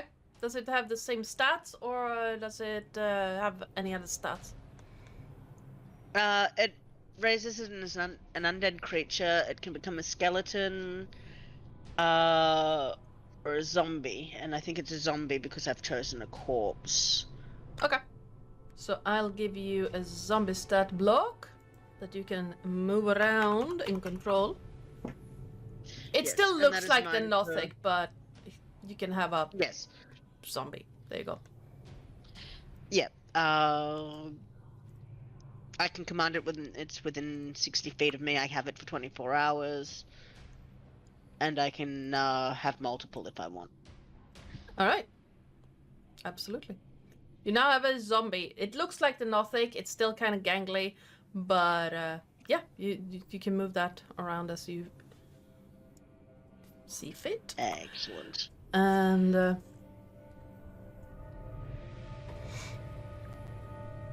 Can I open the book and start looking through the book then?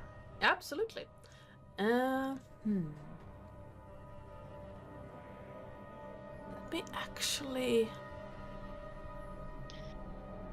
Do you start looking through the book, and it's written in common question mark?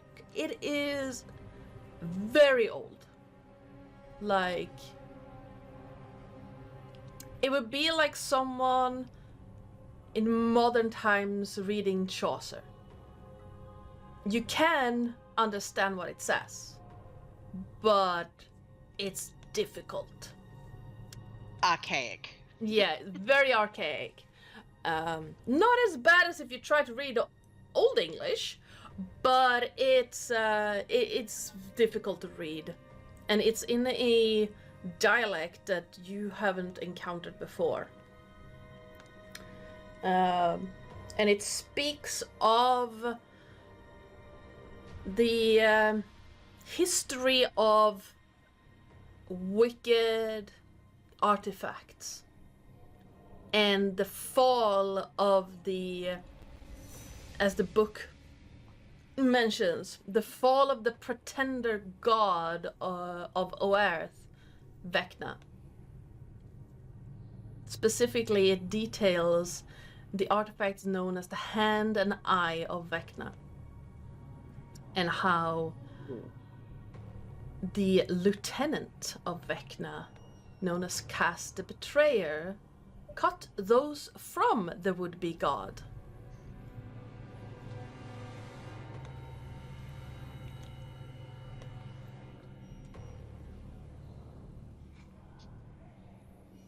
Okay. Did you say it was looking for letters and stuff inside it as well? It seemed to read like it was shuffling around the other books and then grabbed that one just as you shot the creature. Okay.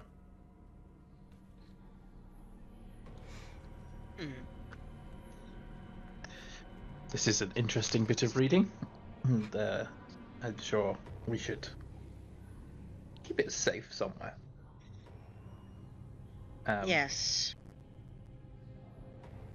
How's our erstwhile dragonborn friend doing? Better than he was, I'm- but not great. I'm beginning to consider that armor might be a good idea.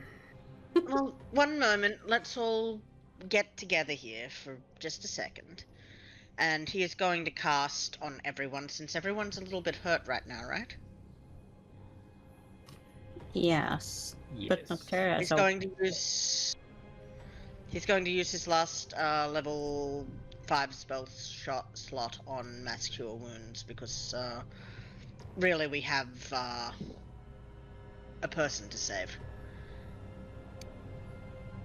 So we all get. Oh, that was a terrible roll. Ooh. I can't use inspo on that, can I? You're a lore bard, right? I'm not a bard. I'm a. No, Nocteria. yeah. Oh yeah, you mean like regular inspiration? I'd say you can if you want to use My your heroic inspiration. inspiration. Yeah, if you want to use Yeah. heroic, I'll say you can do that.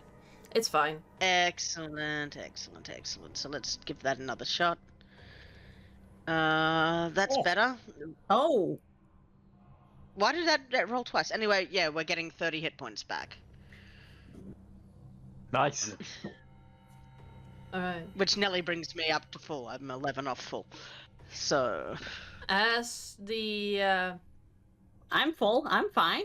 as the healing discomfort spreads all around, you hear a shout ring out from the room to the south, and the chanting becomes audible over the rumblings all around you. I think we should- have to go. We must hurry. Oh, and that was me hoping for a short rest.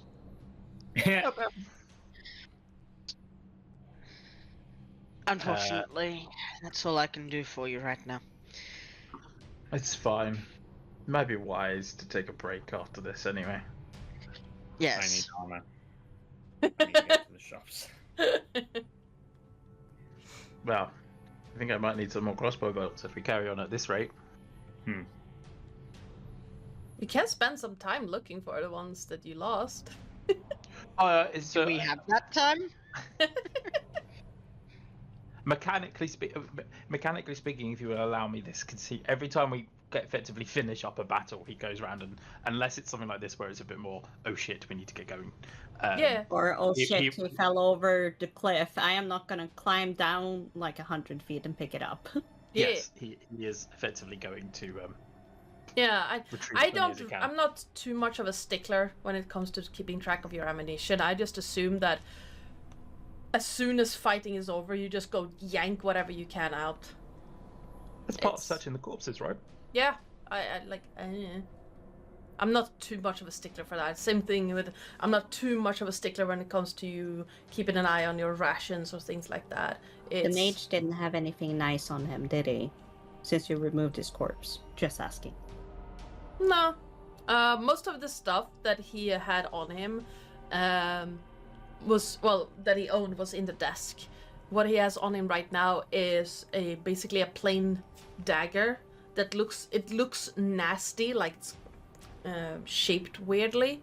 And The has- normal cultist dagger. yeah, basically. I don't know.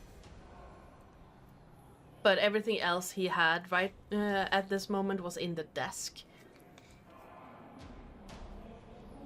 Okay. Yeah. Draven, are you sure you should open this door first? Yes, and I open the door. Are you trying to be sneaky about it? Yes. Okay, give me a stealth check. I turn my back for 1 minute, and off you go.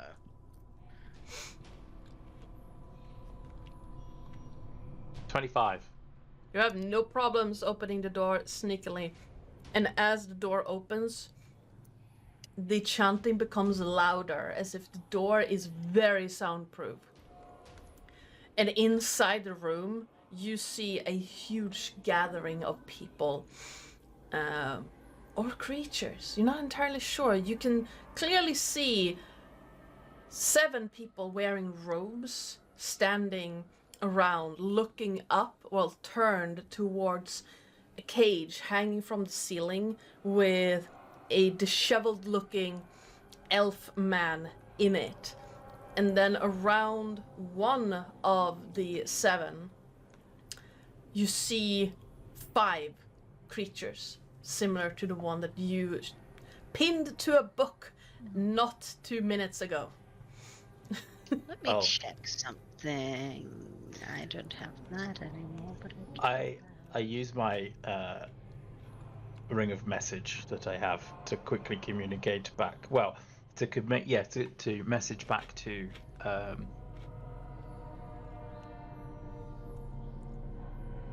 Nocteria,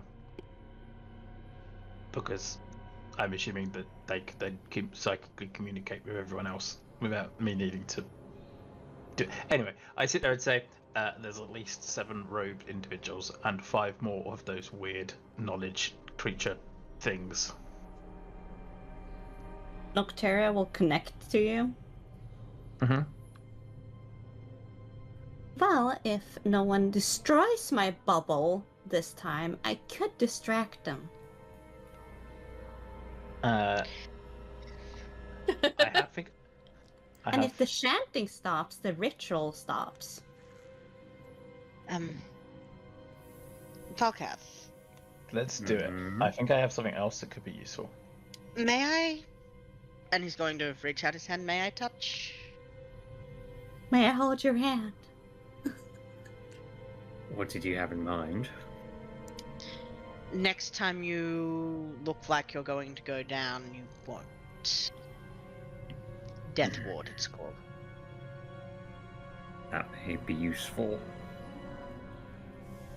He is going to reach out and just put his hand on your chest, and you feel a tightening in your heart as he casts this. It almost feels like your heart stops for a second and then starts. And yeah, you feel a little bit more robust. No healing, but if you get put down to 0 hit points, you actually get put down to 1. This is good to know. Alright. So, question, DM. Yes. I see let me double click. I see this guy. Yes. Can I put a bubble on him? Sure. And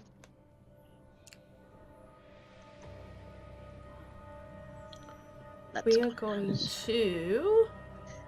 and as she does that, I would like to toss something into the room, if I may. Sure. Let me do the wisdom save first. Wisdom save. There. That's a dirty 20. On him. The others need to save as well, right? Let's see. You create a shimmering multicolored bubble around a large or small creature or an object within range. The bubble is a 5-foot radius sphere that has 10 hit points and an AC equal to your spellcasting DC. The bubble rises 10 feet into the air along with its content up to 30 feet. At the beginning of each of your turn, the creature trapped inside the bubble at the beginning of its turn cannot see or hear anything outside the bubble. And make a wisdom saving throw to be charmed by you and the bubble until the start of its next turn. Oh, okay. So the mage is trapped still. Yep. But it's not. She's not It's not charmed by you. She's just trapped in the bubble right Yeah.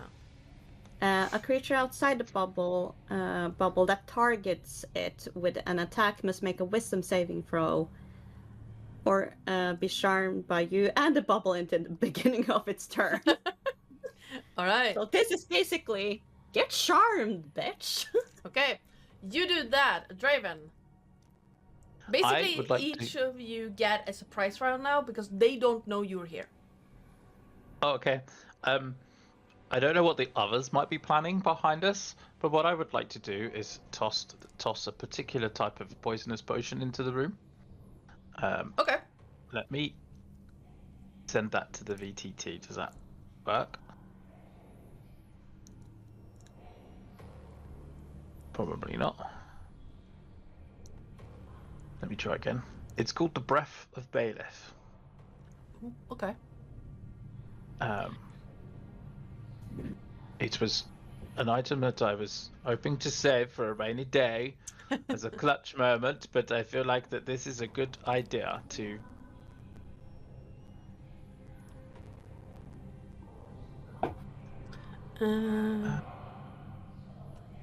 Display VTT. No, it's not letting me do it. Okay, I shall have to read it. A creature who breathes this in... a creature who breathes and is in the same space as an open container of the substance must succeed a DC 15 Constitution saving throw or have the poison condition for 1 minute. While poisoned in this way, a creature has the frightened condition and it is hostile to all creatures it can see. If a creature moves within 5 feet of a creature poisoned in this way, the poisoned creature must use the dash action on its turn to move away. If it cannot move away, it must instead use the attack action against the adjacent creature. Alright. Let me Ping it into, if I can find a way to copy it. Oh, that's Elliot, not Drea. Yeah. I know, it looks so similar. Not actually. How we go? Oh, there it is. Breath of Beleth. Ooh, okay. Ooh, shiny. Shiny dragon makes shiny thing. Alright, okay.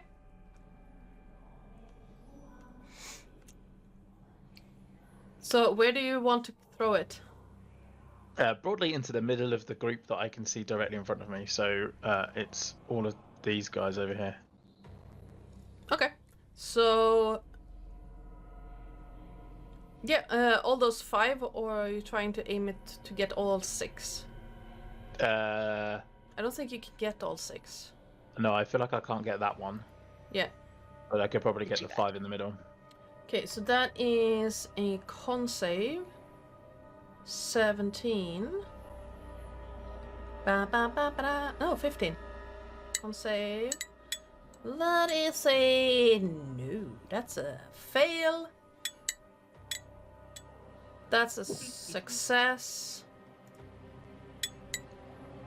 That's a success. That's a fail.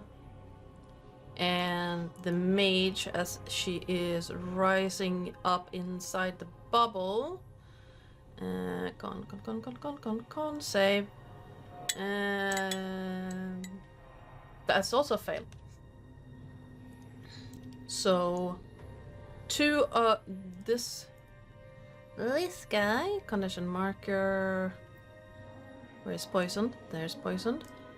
And bam, this guy's poisoned. Oh no. There, and the Poisoning. mage is poisoned. There. Managed to save to not get charmed by Nocteria and then immediately feared by Draven. Yes. What? Oh no. What I would then like to do is shut the door. Oh wait, don't yet. Unless anyone else has got anything else they would like to throw into the room. I do, in fact. Squeeze me. Excuse me.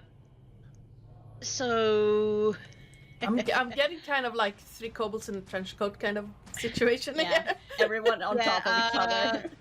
I would like to throw in a 3rd level Chorus of the Lost. So I begin to summon an eerie wailing song of lost souls right into there. It's a 15-foot radius sphere, so if I can get everyone that's in there in that, I will.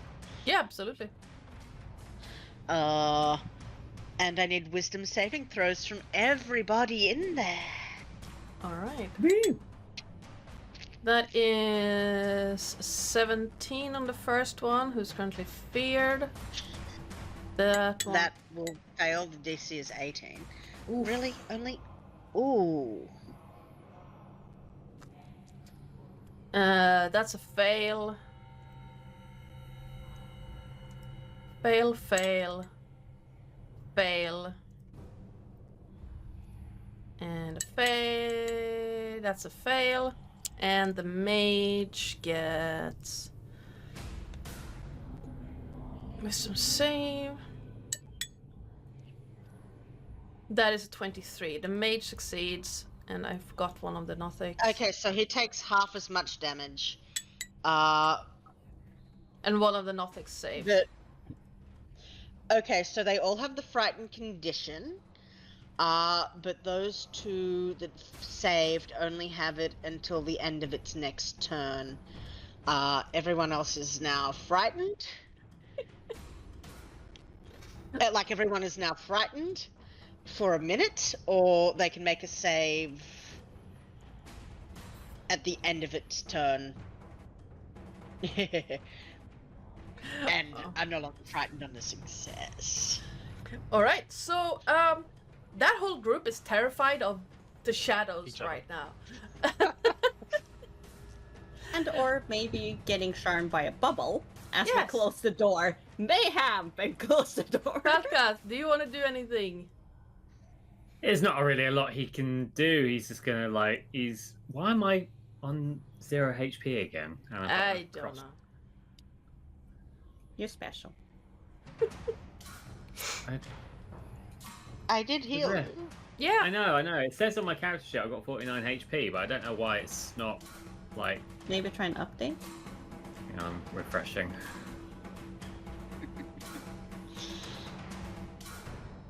There we go. There we are.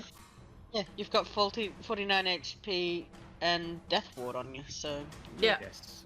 in a We're pretty good. good position. Not a lot that Valkath can really do in this kind of situation, so he's gonna let the others do what they can do best, and he's just gonna kind of hold off and get ready.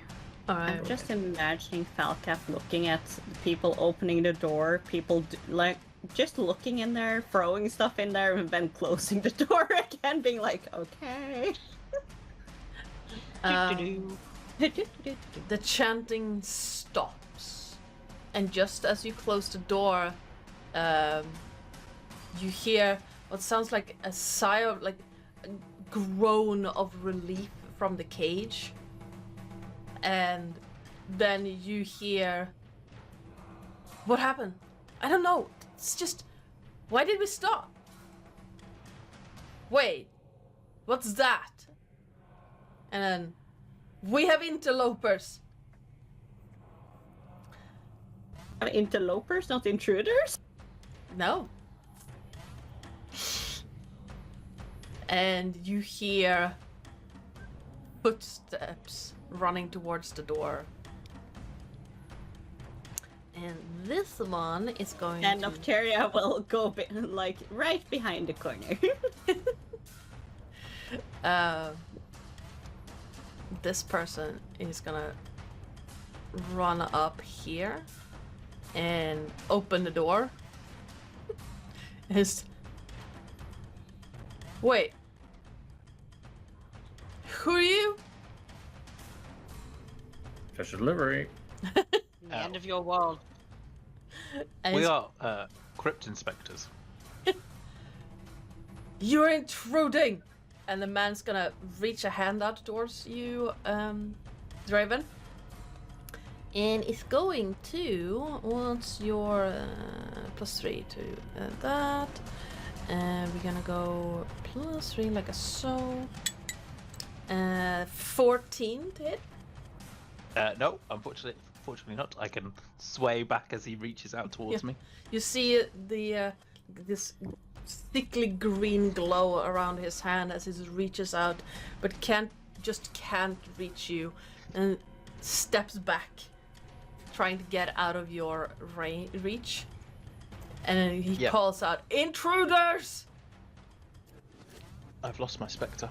Where is it? There it is. There he is. Sorry. No.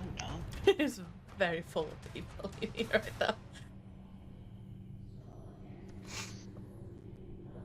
Well, I don't really want to go into the room because the 3 people I just poisoned are now hostile to everybody that they can see. Yes. And my bubble is charming anyone that tries to do anything with it. Yeah, this whole situation right here is just a situation. I'm not gonna roll for each right now because we're not technically in initiative yet. It's just the creatures on the ground are trying to get at the bubble and failing, and as soon as the door opened, you hear like and they try to get away because frightened, and that whole situation is just a whole situation. And Shall we just close this door and let nature take its course? I mean, that's what I was trying to do. So I would like to close the door again. Now Alright. closing the door. Basically, I want them to fight each other so that we can then go into the room and mop it up afterwards. Is there anything that we can have on our side of the door where we can just like barricade Which way is the it? door? to make Which up- way does yeah, the which door way? open? Yeah, which way? the door opens towards you, so you can basically hold it shut if you want. Oh yeah, I'll do that. Okay. I will. I'm sure- I think Thalcath can probably help there because it is. All right. In the interest of me not just sitting here role playing with myself for a while, Yeah. How many people does the mage kill? each of you roll me 2d20s. 2d20s. I The am whole time you concerned just that- hear a, "Don't leave me in here! What are you? Hello? Help!" Oh, I rolled a nat 1, Ooh. but then a 19. I rolled a nat 20. Oh. 13 and a 17 from me. All right. I rolled a 6 and a 9. Oof. Rolled a 69. Yes. So the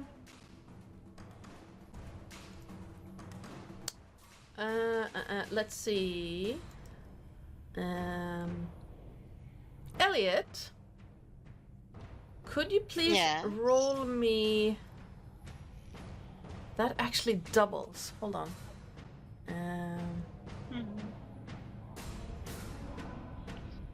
Roll me 6d10, please. 6d10? Yes. Balkath, could you please roll me? I like that. 1d6. 1d6. 2. I'm not rolling shit.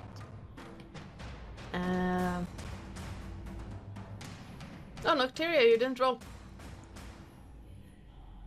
I rolled a 6 and a 9. Ah, yeah. Sorry. That's why I'm saying I'm not rolling shit. Actually, how about we do this? So you also get to roll some dice. I think. I can roll a d4.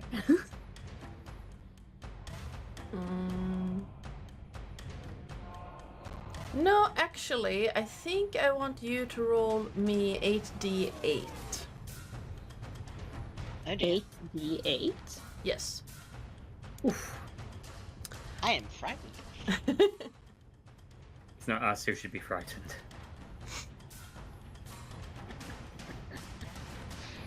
That's 45. All right. For about a minute, you hear fighting happening on the other side of the door. You hear the blitzing of spells going off. And Draven, suddenly the the door you're standing next to becomes ice cold. Oh no. And then quiet. And then you hear a, "Hello? Could you let me down, please?" I would like to stealthily open the door, please. Alright. Can I just say that when all that like fighting sounds behind the door happened, it just reminds me of like the classic Tom and Jerry. Basically, you open the door, and the ground all the way up to the door is ice. And in front, you see 3 of these creatures frozen still, in step. And all around, you see dead creatures. In the corner, 3 of the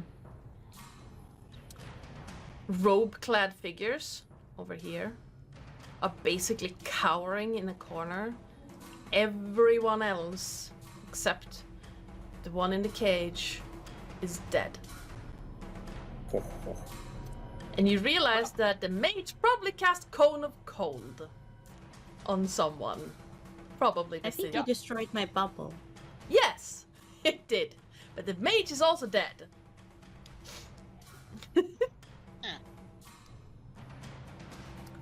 And the only ones still standing are the 3 in the corner and the 1 in the cage. Wasn't me. Found our elf. Excuse me, would you mind terribly letting me down from here? Draven, would you be a dear and get rid of the 3 in the corner? Sure. And I start shooting at them from over here. Okay. Roll me attack rolls, please. That Ooh. 20 for 29. Okay, which one are you aiming for with that one? Uh, And is that with sharpshooter? I don't have sharpshooter yet. Okay. I will change that out after we finish the dungeon. I don't feel like I know I'm going to fiddle Yeah. with it, but I don't feel changing it partway through the session is Yeah, that's fair. the dungeon is a bit odd. Alright. Which one did you go for? The one at the front. Okay. And I just roll it again. Oh no, you don't add the. I need to roll a d6.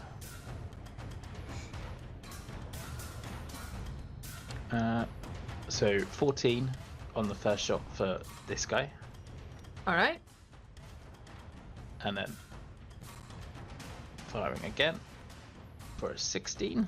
That hits. For another 6. Alright. And then bonus action shot again for 24. Mm-hmm. For another 9 damage. Guy went from looking okay, slightly scared, but still okay, to nearly dead and now like really dodging, trying to make himself as small as possible. Okay, I then basically shout out, Falcath, I think we've got some more fun to have, and I basically run down to here. Alright. Fudge shake. I'll pull in the Spectre as well. Alright.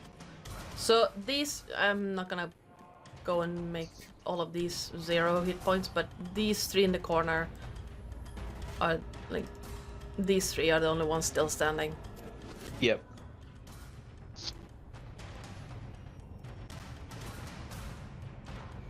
I can help if you'd like.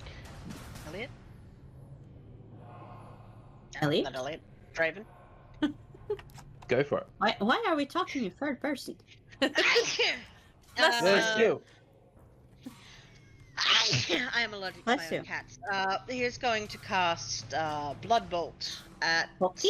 the one that's nearly dead. Alright. But he rolled a 30. That just hits. Doing 5 necrotic, ignoring resistance. Yep. And I get efficiency bonus, 4 temporary hit points from that. The bolt just barely scrapes by, but it is enough for the guy to fall flat on his front and stop moving.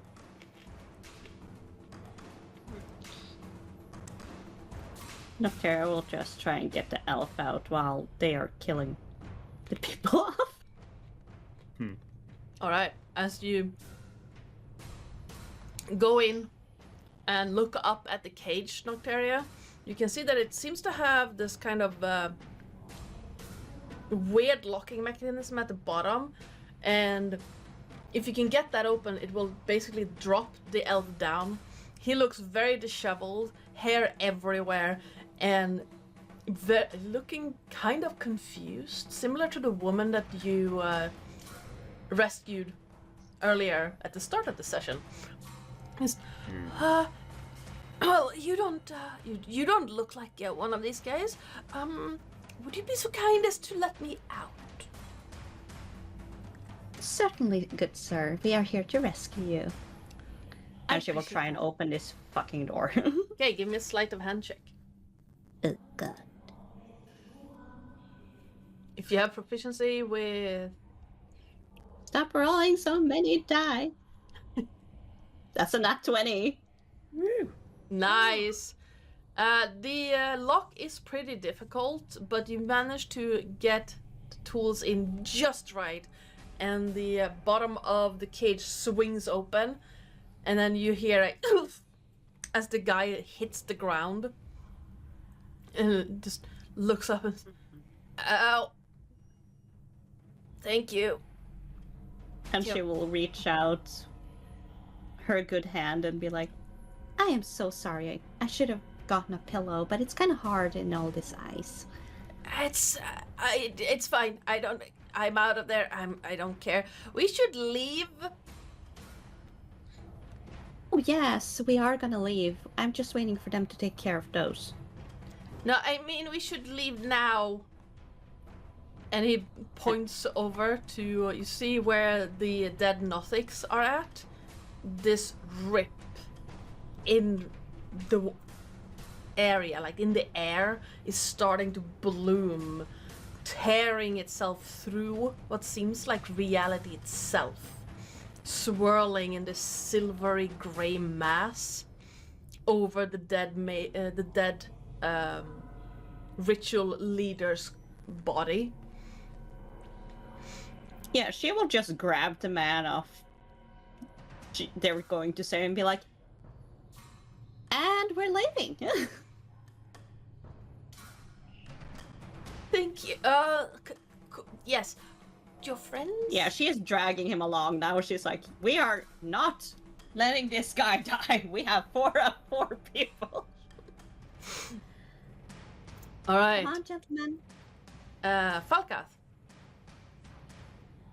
As Falcraft is currently in the process of running over there, he hears Nocteria be like, and we're leaving. And he kind of looks around and sees, like, the elf with Nocteria. Mm-hmm. I see you got the elf out. Yes, it was quite tricky, but let's leave before the rift in reality gets bigger or something comes out. I am not paid enough for that. Falcath will kind of look to see what she means by the rift, probably, and I'm assuming he kind of sees it. Yeah. And kind of doesn't really want to kind of mess with any interdimensional stuff today, especially after being on the brink of the abyss. So he's like, yeah, agreed. And he will grab the shoulders of both Elliot and Draven and just start like dragging them towards the door, like no questions. Falcath, shouldn't we deal with the interdimensional rift before it consumes us all? Do you have any idea how to deal with an interdimensional rift? I don't. Not a clue. Not a clue. So I feel like to Everyone looks at Draven. The last chance. Do you have a clue? I don't know. Do I have a clue? I should have a clue since I do interdimensional travel relatively frequently. Is it a rift that I would normally travel through, or is it something Yes. else? It's one you are very familiar with. This one looks like a crevice of dusk. Yeah. And it is expanding rapidly. I wouldn't worry too much, guys. It's just through to the Shadowfell. Any idea how to stop it? Well, normally when someone wishes to come through, they come through quite quickly. You not worry We don't that want it to come someone through. unwanted might be coming through? The Shadowfell is perfectly safe. If these guys were summoning something from that rift, that you were like these people who seem to have links to a certain deity that you are not fond of, why do you think they are summoning someone from the rift? Do you not think it might be wise to close it while we can and avoid the further complications?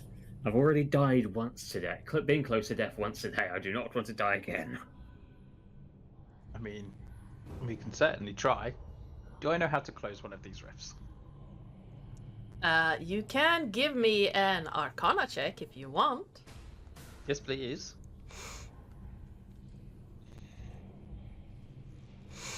That is a 16. You know that it depends. If it's a stable rift, normally you would have like a summoning circle, and then you would just erase one of the runes, and it would just disappear. Mhm. Or you would have essentially a gate warden who stops concentrating on the summoning of the rift.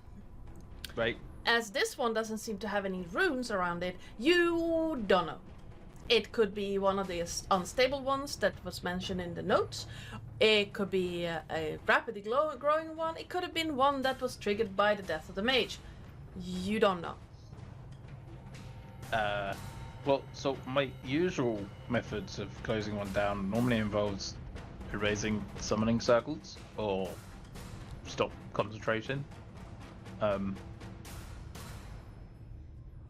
We can see what's going to come through, right? As far as you can tell, nothing seems to want to come through. You can see a city on the other side, however.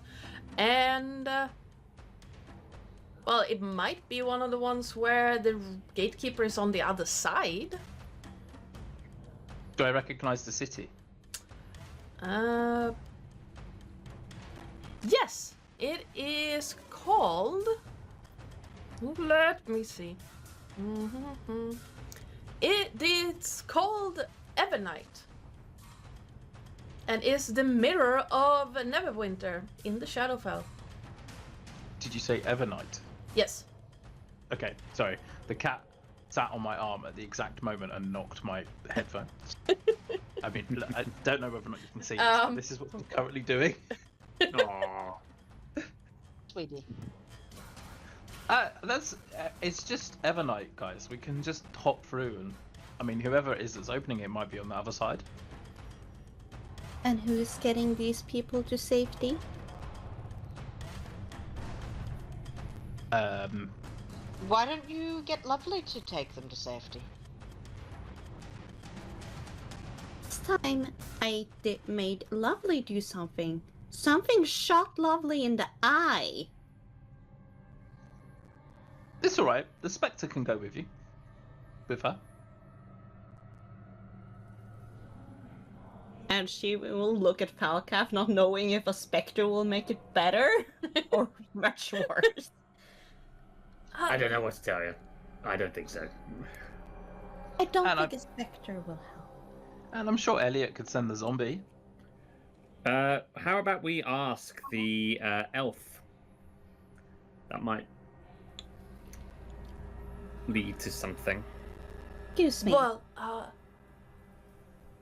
was just gonna comment on the part where a spectre might not make other people feel a lot more comfortable. And Yes, and you haven't seen Lovely yet. Well, its feelings. It's already died today.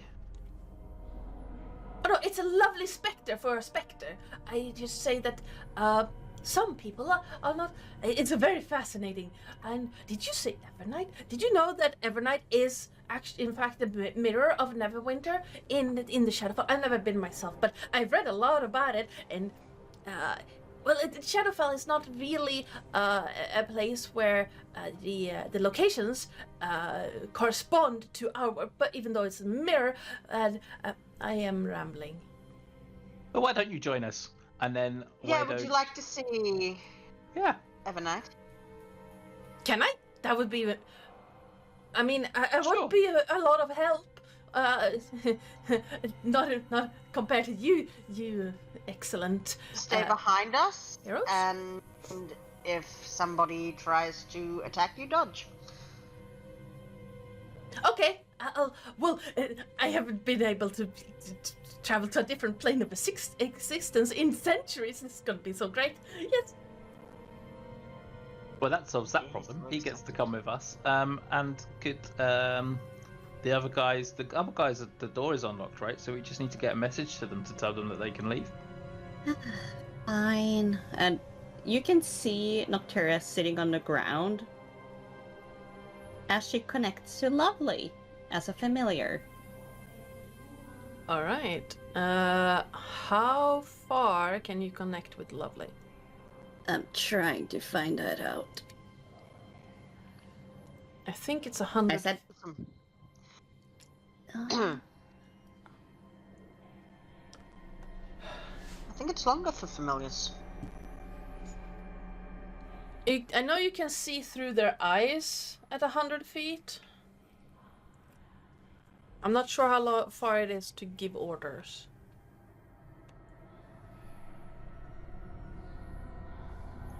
Oh, hold on. How long does the ring of message go? That's 100 feet if I don't remember completely wrong.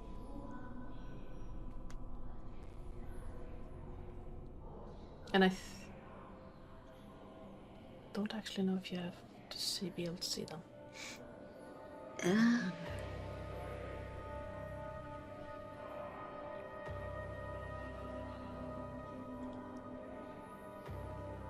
Let me. I can't find it. It says Oh no, you have to under. point at them. It should say under find familiar. I'm looking it up. Give me 2 seconds.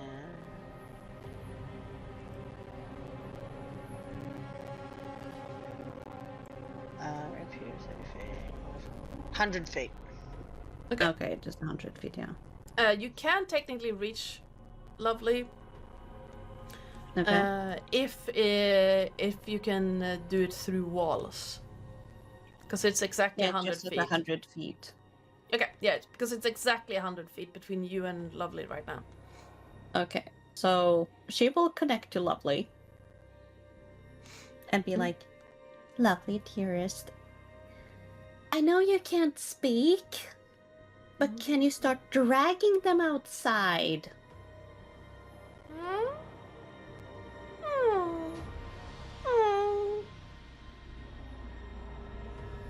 Pretty please.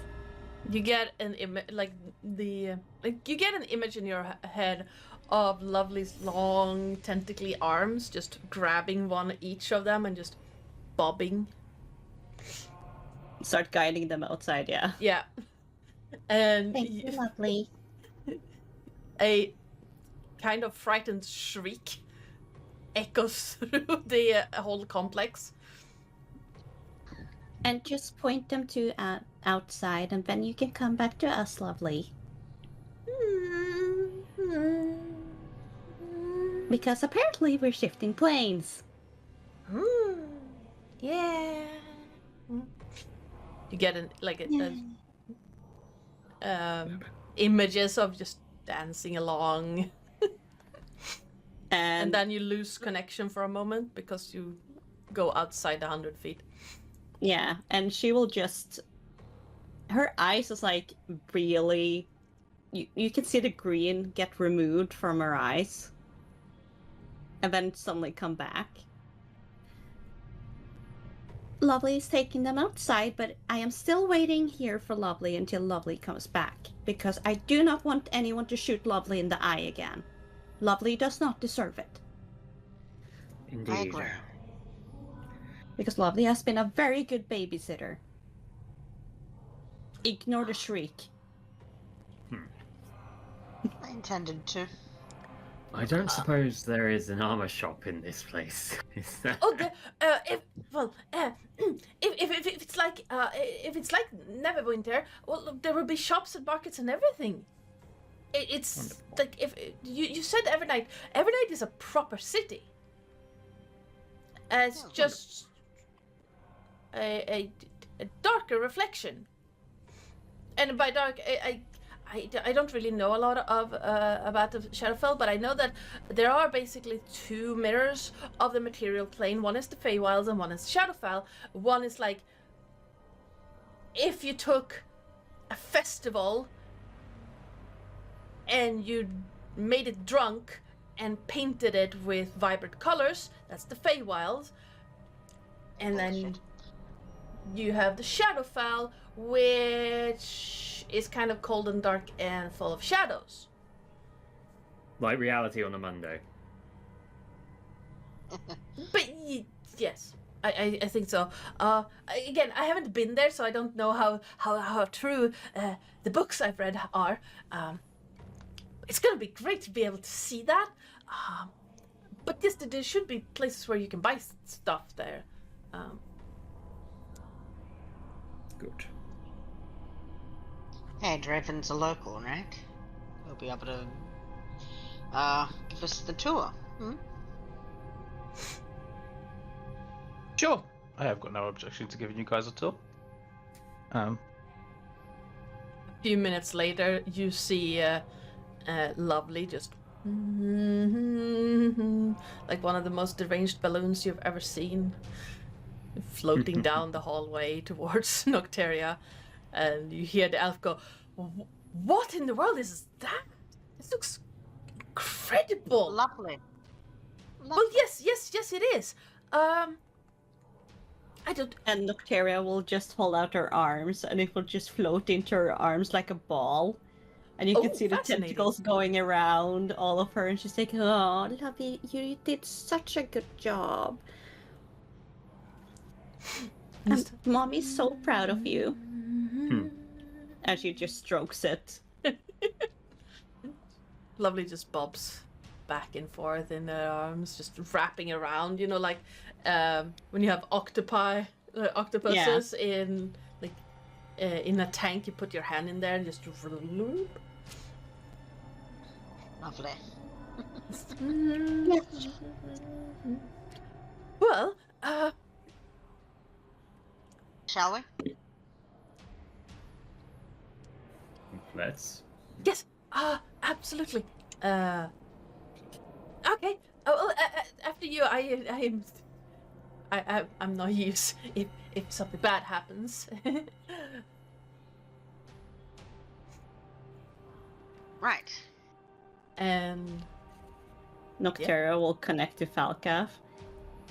Is it such a smart idea to bring a local into the Shadow Realm? And by local, I mean the citizens of this plane.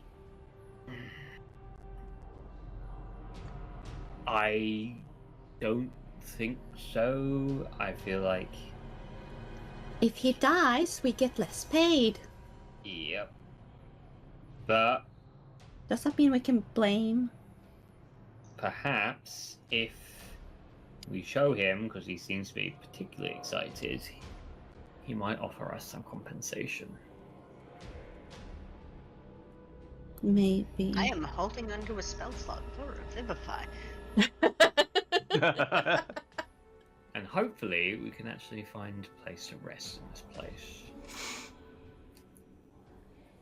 By God, we need it. all right. And we do need to find you a better armor. Yes, please. I did tell you before we went. I know. But no, I am a strong dragonborn.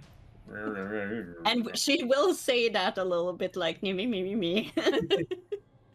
Falcap would basically do the same thing. Like they do like I'd imagine they would, after they've known each other for a while, they would do this kind of playful kind of bickering sort of Exactly. Are you doing that telepathically? Yes, but you can see their faces going like me, with no sound is coming out. So, seeing this, I think Elliot's just going to raise an eyebrow. Just, how long have you two been married?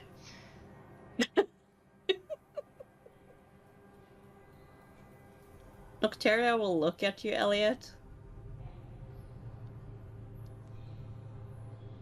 And just like raise an eyebrow herself.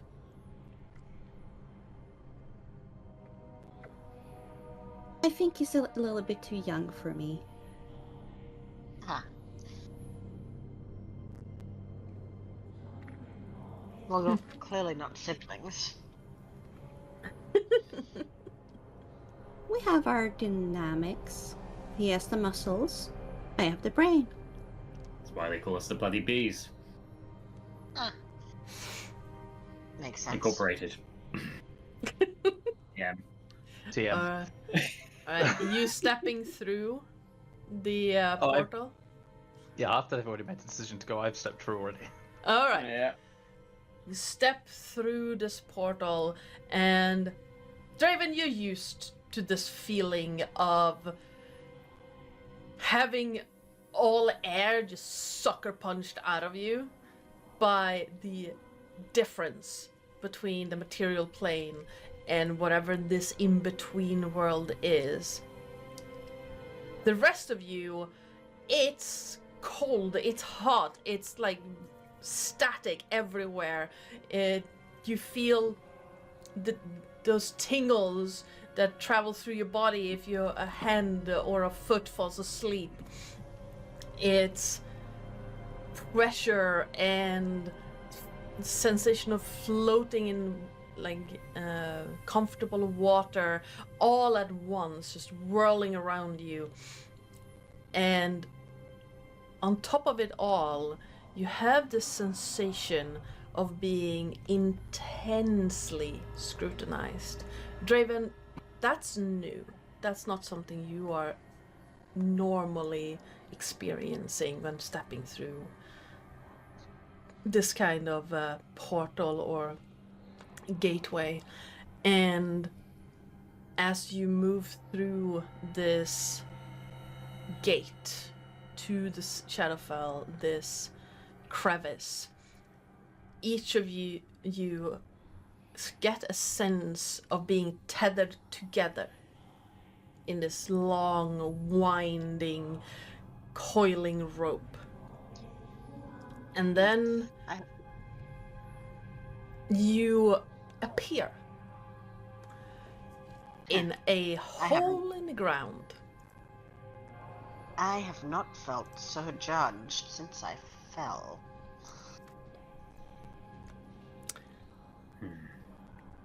All around you is shadows and darkness, a sense of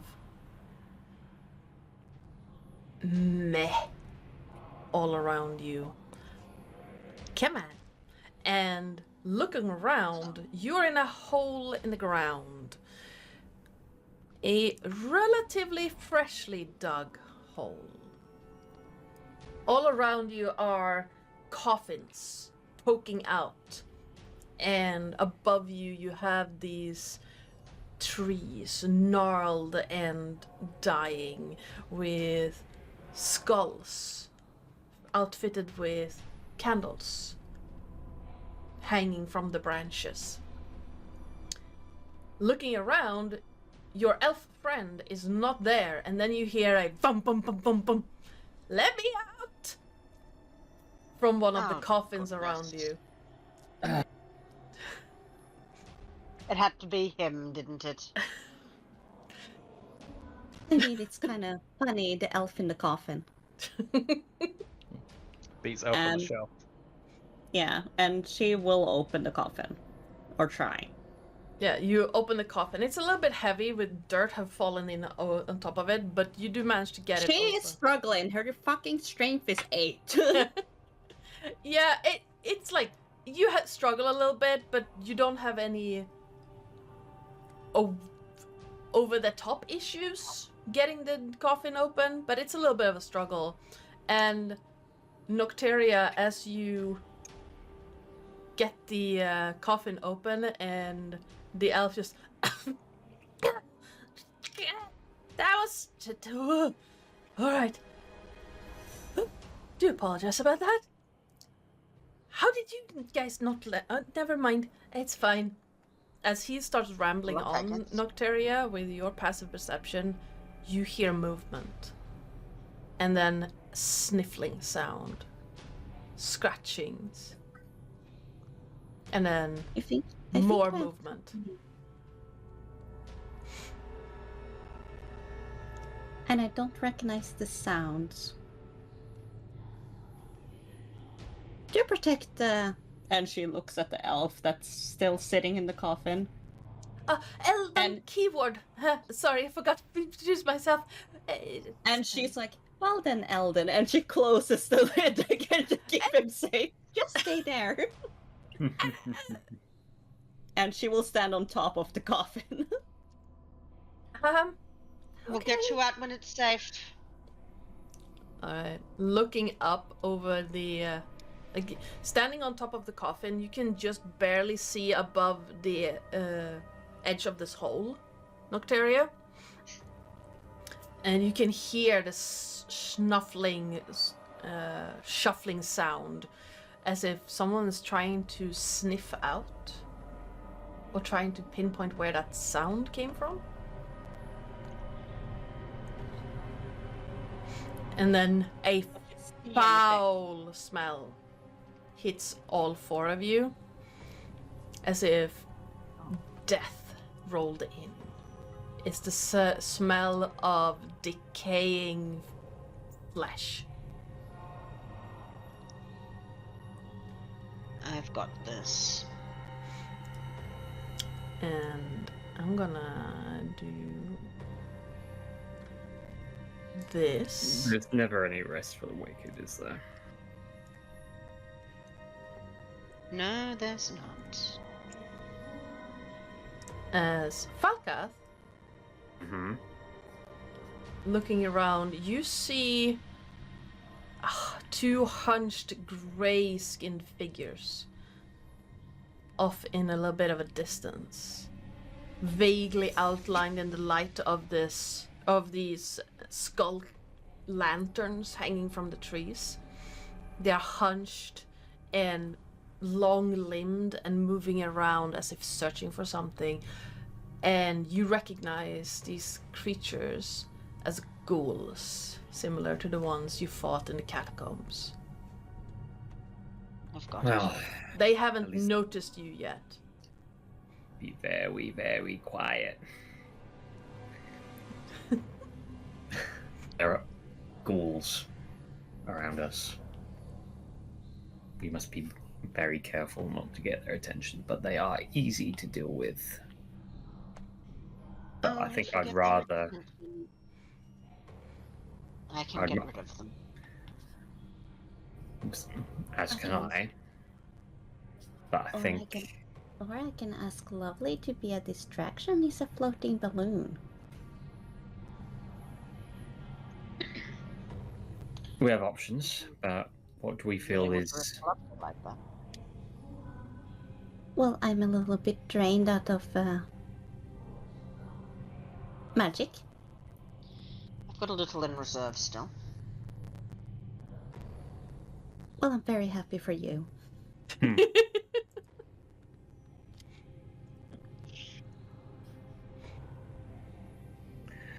Now you I have haven't used this many spells since you and I... Falcath was in the catacombs, I think. The first time. I almost felt us drained.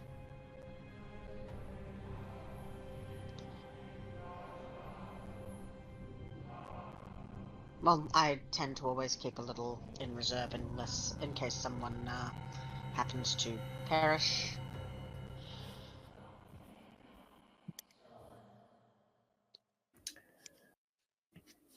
So, So, the plan, gentlemen.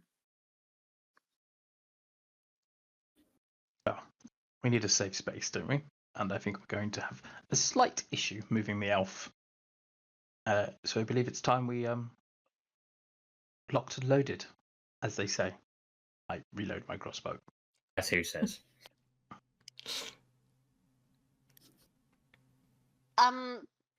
Looking around, if I were to pop my head up, do I only see the 2 ghouls in the area?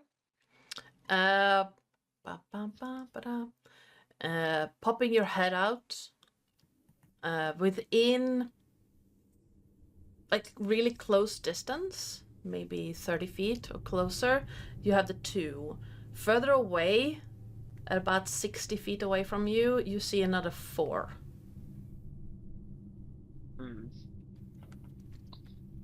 But they If we seem can get very them- distracted by tearing up what seems like the remains of a fresh burial.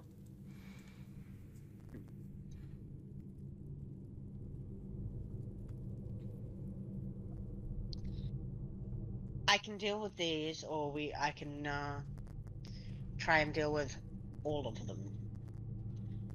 If they come toward us, would you prefer I try and deal with the ones in our immediate vicinity? Or should I hold back in case we need a little more crowd control later? Let's Falcath and I see whether or not we can take these 2 out. Of course. Sounds like a plan. Alright. And given that conversation, I would like to basically fire my crossbow, please, at. Alright, absolutely. Roll an attack roll. They haven't noticed you, so you have advantage. Excellent. After that, I'm gonna evil eye one of them. Ciao. I'll charge my crossbow as well with positive energy, so I take a -5 on the attack roll. Alright.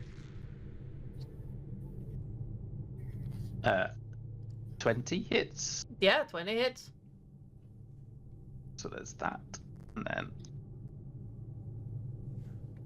then 2d6 radiant damage. So 6 extra radiant damage, and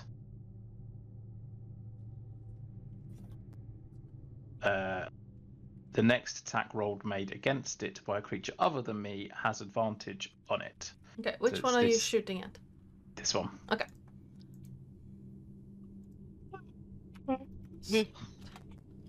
Alright. 10 damage, and if someone else attacks it, they have advantage. Right, gonna mark that one has the advantage. Right. Falcath, you wanted to... Yes. So I think because stealth Oh. isn't really. Sorry, I only attacked once. Can I get all Oh, 3 yeah, shots off? sorry. Yeah, absolutely. I very much forgot about that. Sorry, my bad. Nice. Will I get all 3 with advantage or just the first one? You get all 3 with advantage. Sorry. Okay. I'll attack the other guy this time, so this is 20 to hit. Yeah. For 8 damage, and then I'll attack him again. It's a 27. Now I can roll. Fuck's sake. For 4. Alright. So I do 10 damage to one, and someone has advantage attacking him, and then I do 12 damage to the other. Alright. Right, Falcath. Right. If I can navigate the cat. As Navigated. stealth isn't really my forte, I'm going to dart up here and attack the guy in the furthest corner. Okay. So, does a... You do have advantage. Does 19 plus 8 hit? Yes, it does. Okay, thank God for that. That is a nat 1, by the way. Terris. It doesn't count if it's advantage. Oh, okay. I see. Yep. So that's, okay, 3 plus 4. Still annoying how it doesn't do my... Yeah, I know. I don't understand that. Likes being difficult. Yeah. And then... that's a dirty 20. I'm still recovering from being on the brink. So that is 2 plus 4. 6. Oh, okay, brilliant. It's still dead. Brilliant. Thank God. Yeah. I still feel Rushing useful. up, swinging at it, it just falls under your axe rather quickly. It has Good. like they barely had time to react to the bolts, and then suddenly angry dragonborn. Anyone else want to do anything in this? Why? Well, since one of them's still alive, ladies first. That's 11. Okay. What does Evil Eye do? So, the description of Evil Eye is you glare at a creature that you can see within range, imposing a baleful hex on it. The target takes 1d4 plus 2. Or whatever, I cast it at blah blah blah. Psychic damage, the attack rolls and arm strike against blah blah blah blah blah blah. Alright. Into a critical hit on 19. Okay. Good to know. Well, So basically, you just look mad. So if a look could kill, in this case Technically. it did. As you stare at the creature and it just drops dead next to you, Falca. That's handy. good job, Falcav. You scared it to death. Kind of aware of what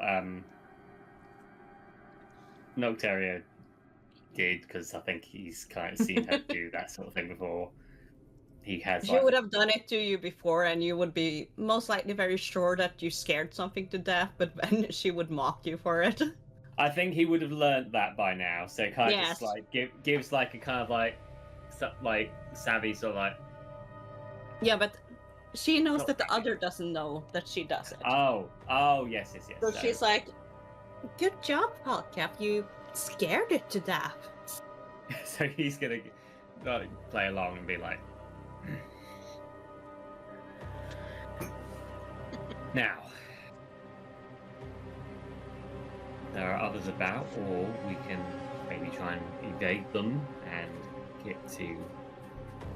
Did you say they were Civilization. busy? Elliot.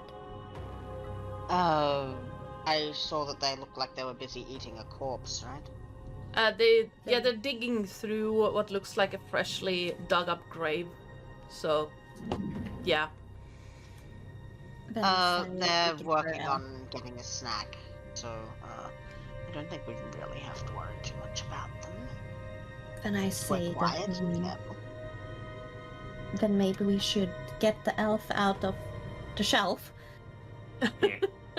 and start heading for the city. Sounds like a plan to me.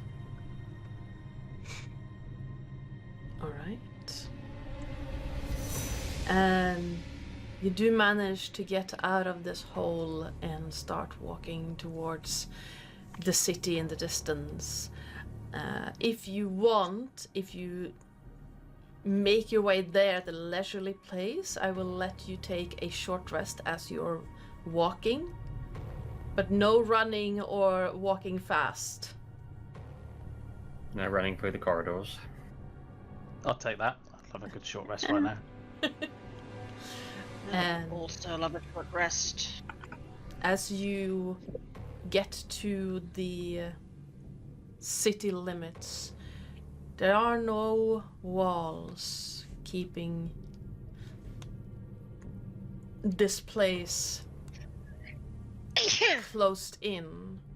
Instead, you find deep chasms filled with glowing water, sickly green and yellow, and tall towers made out of brass, bronze, stone, and wood.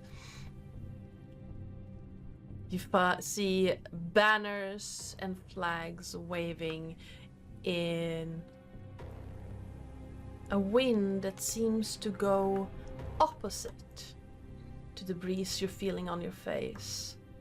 And the entire city is covered by a thick layer of clouds, only illuminated by the glowing waters running through the city. And I think that's where we're gonna wrap today.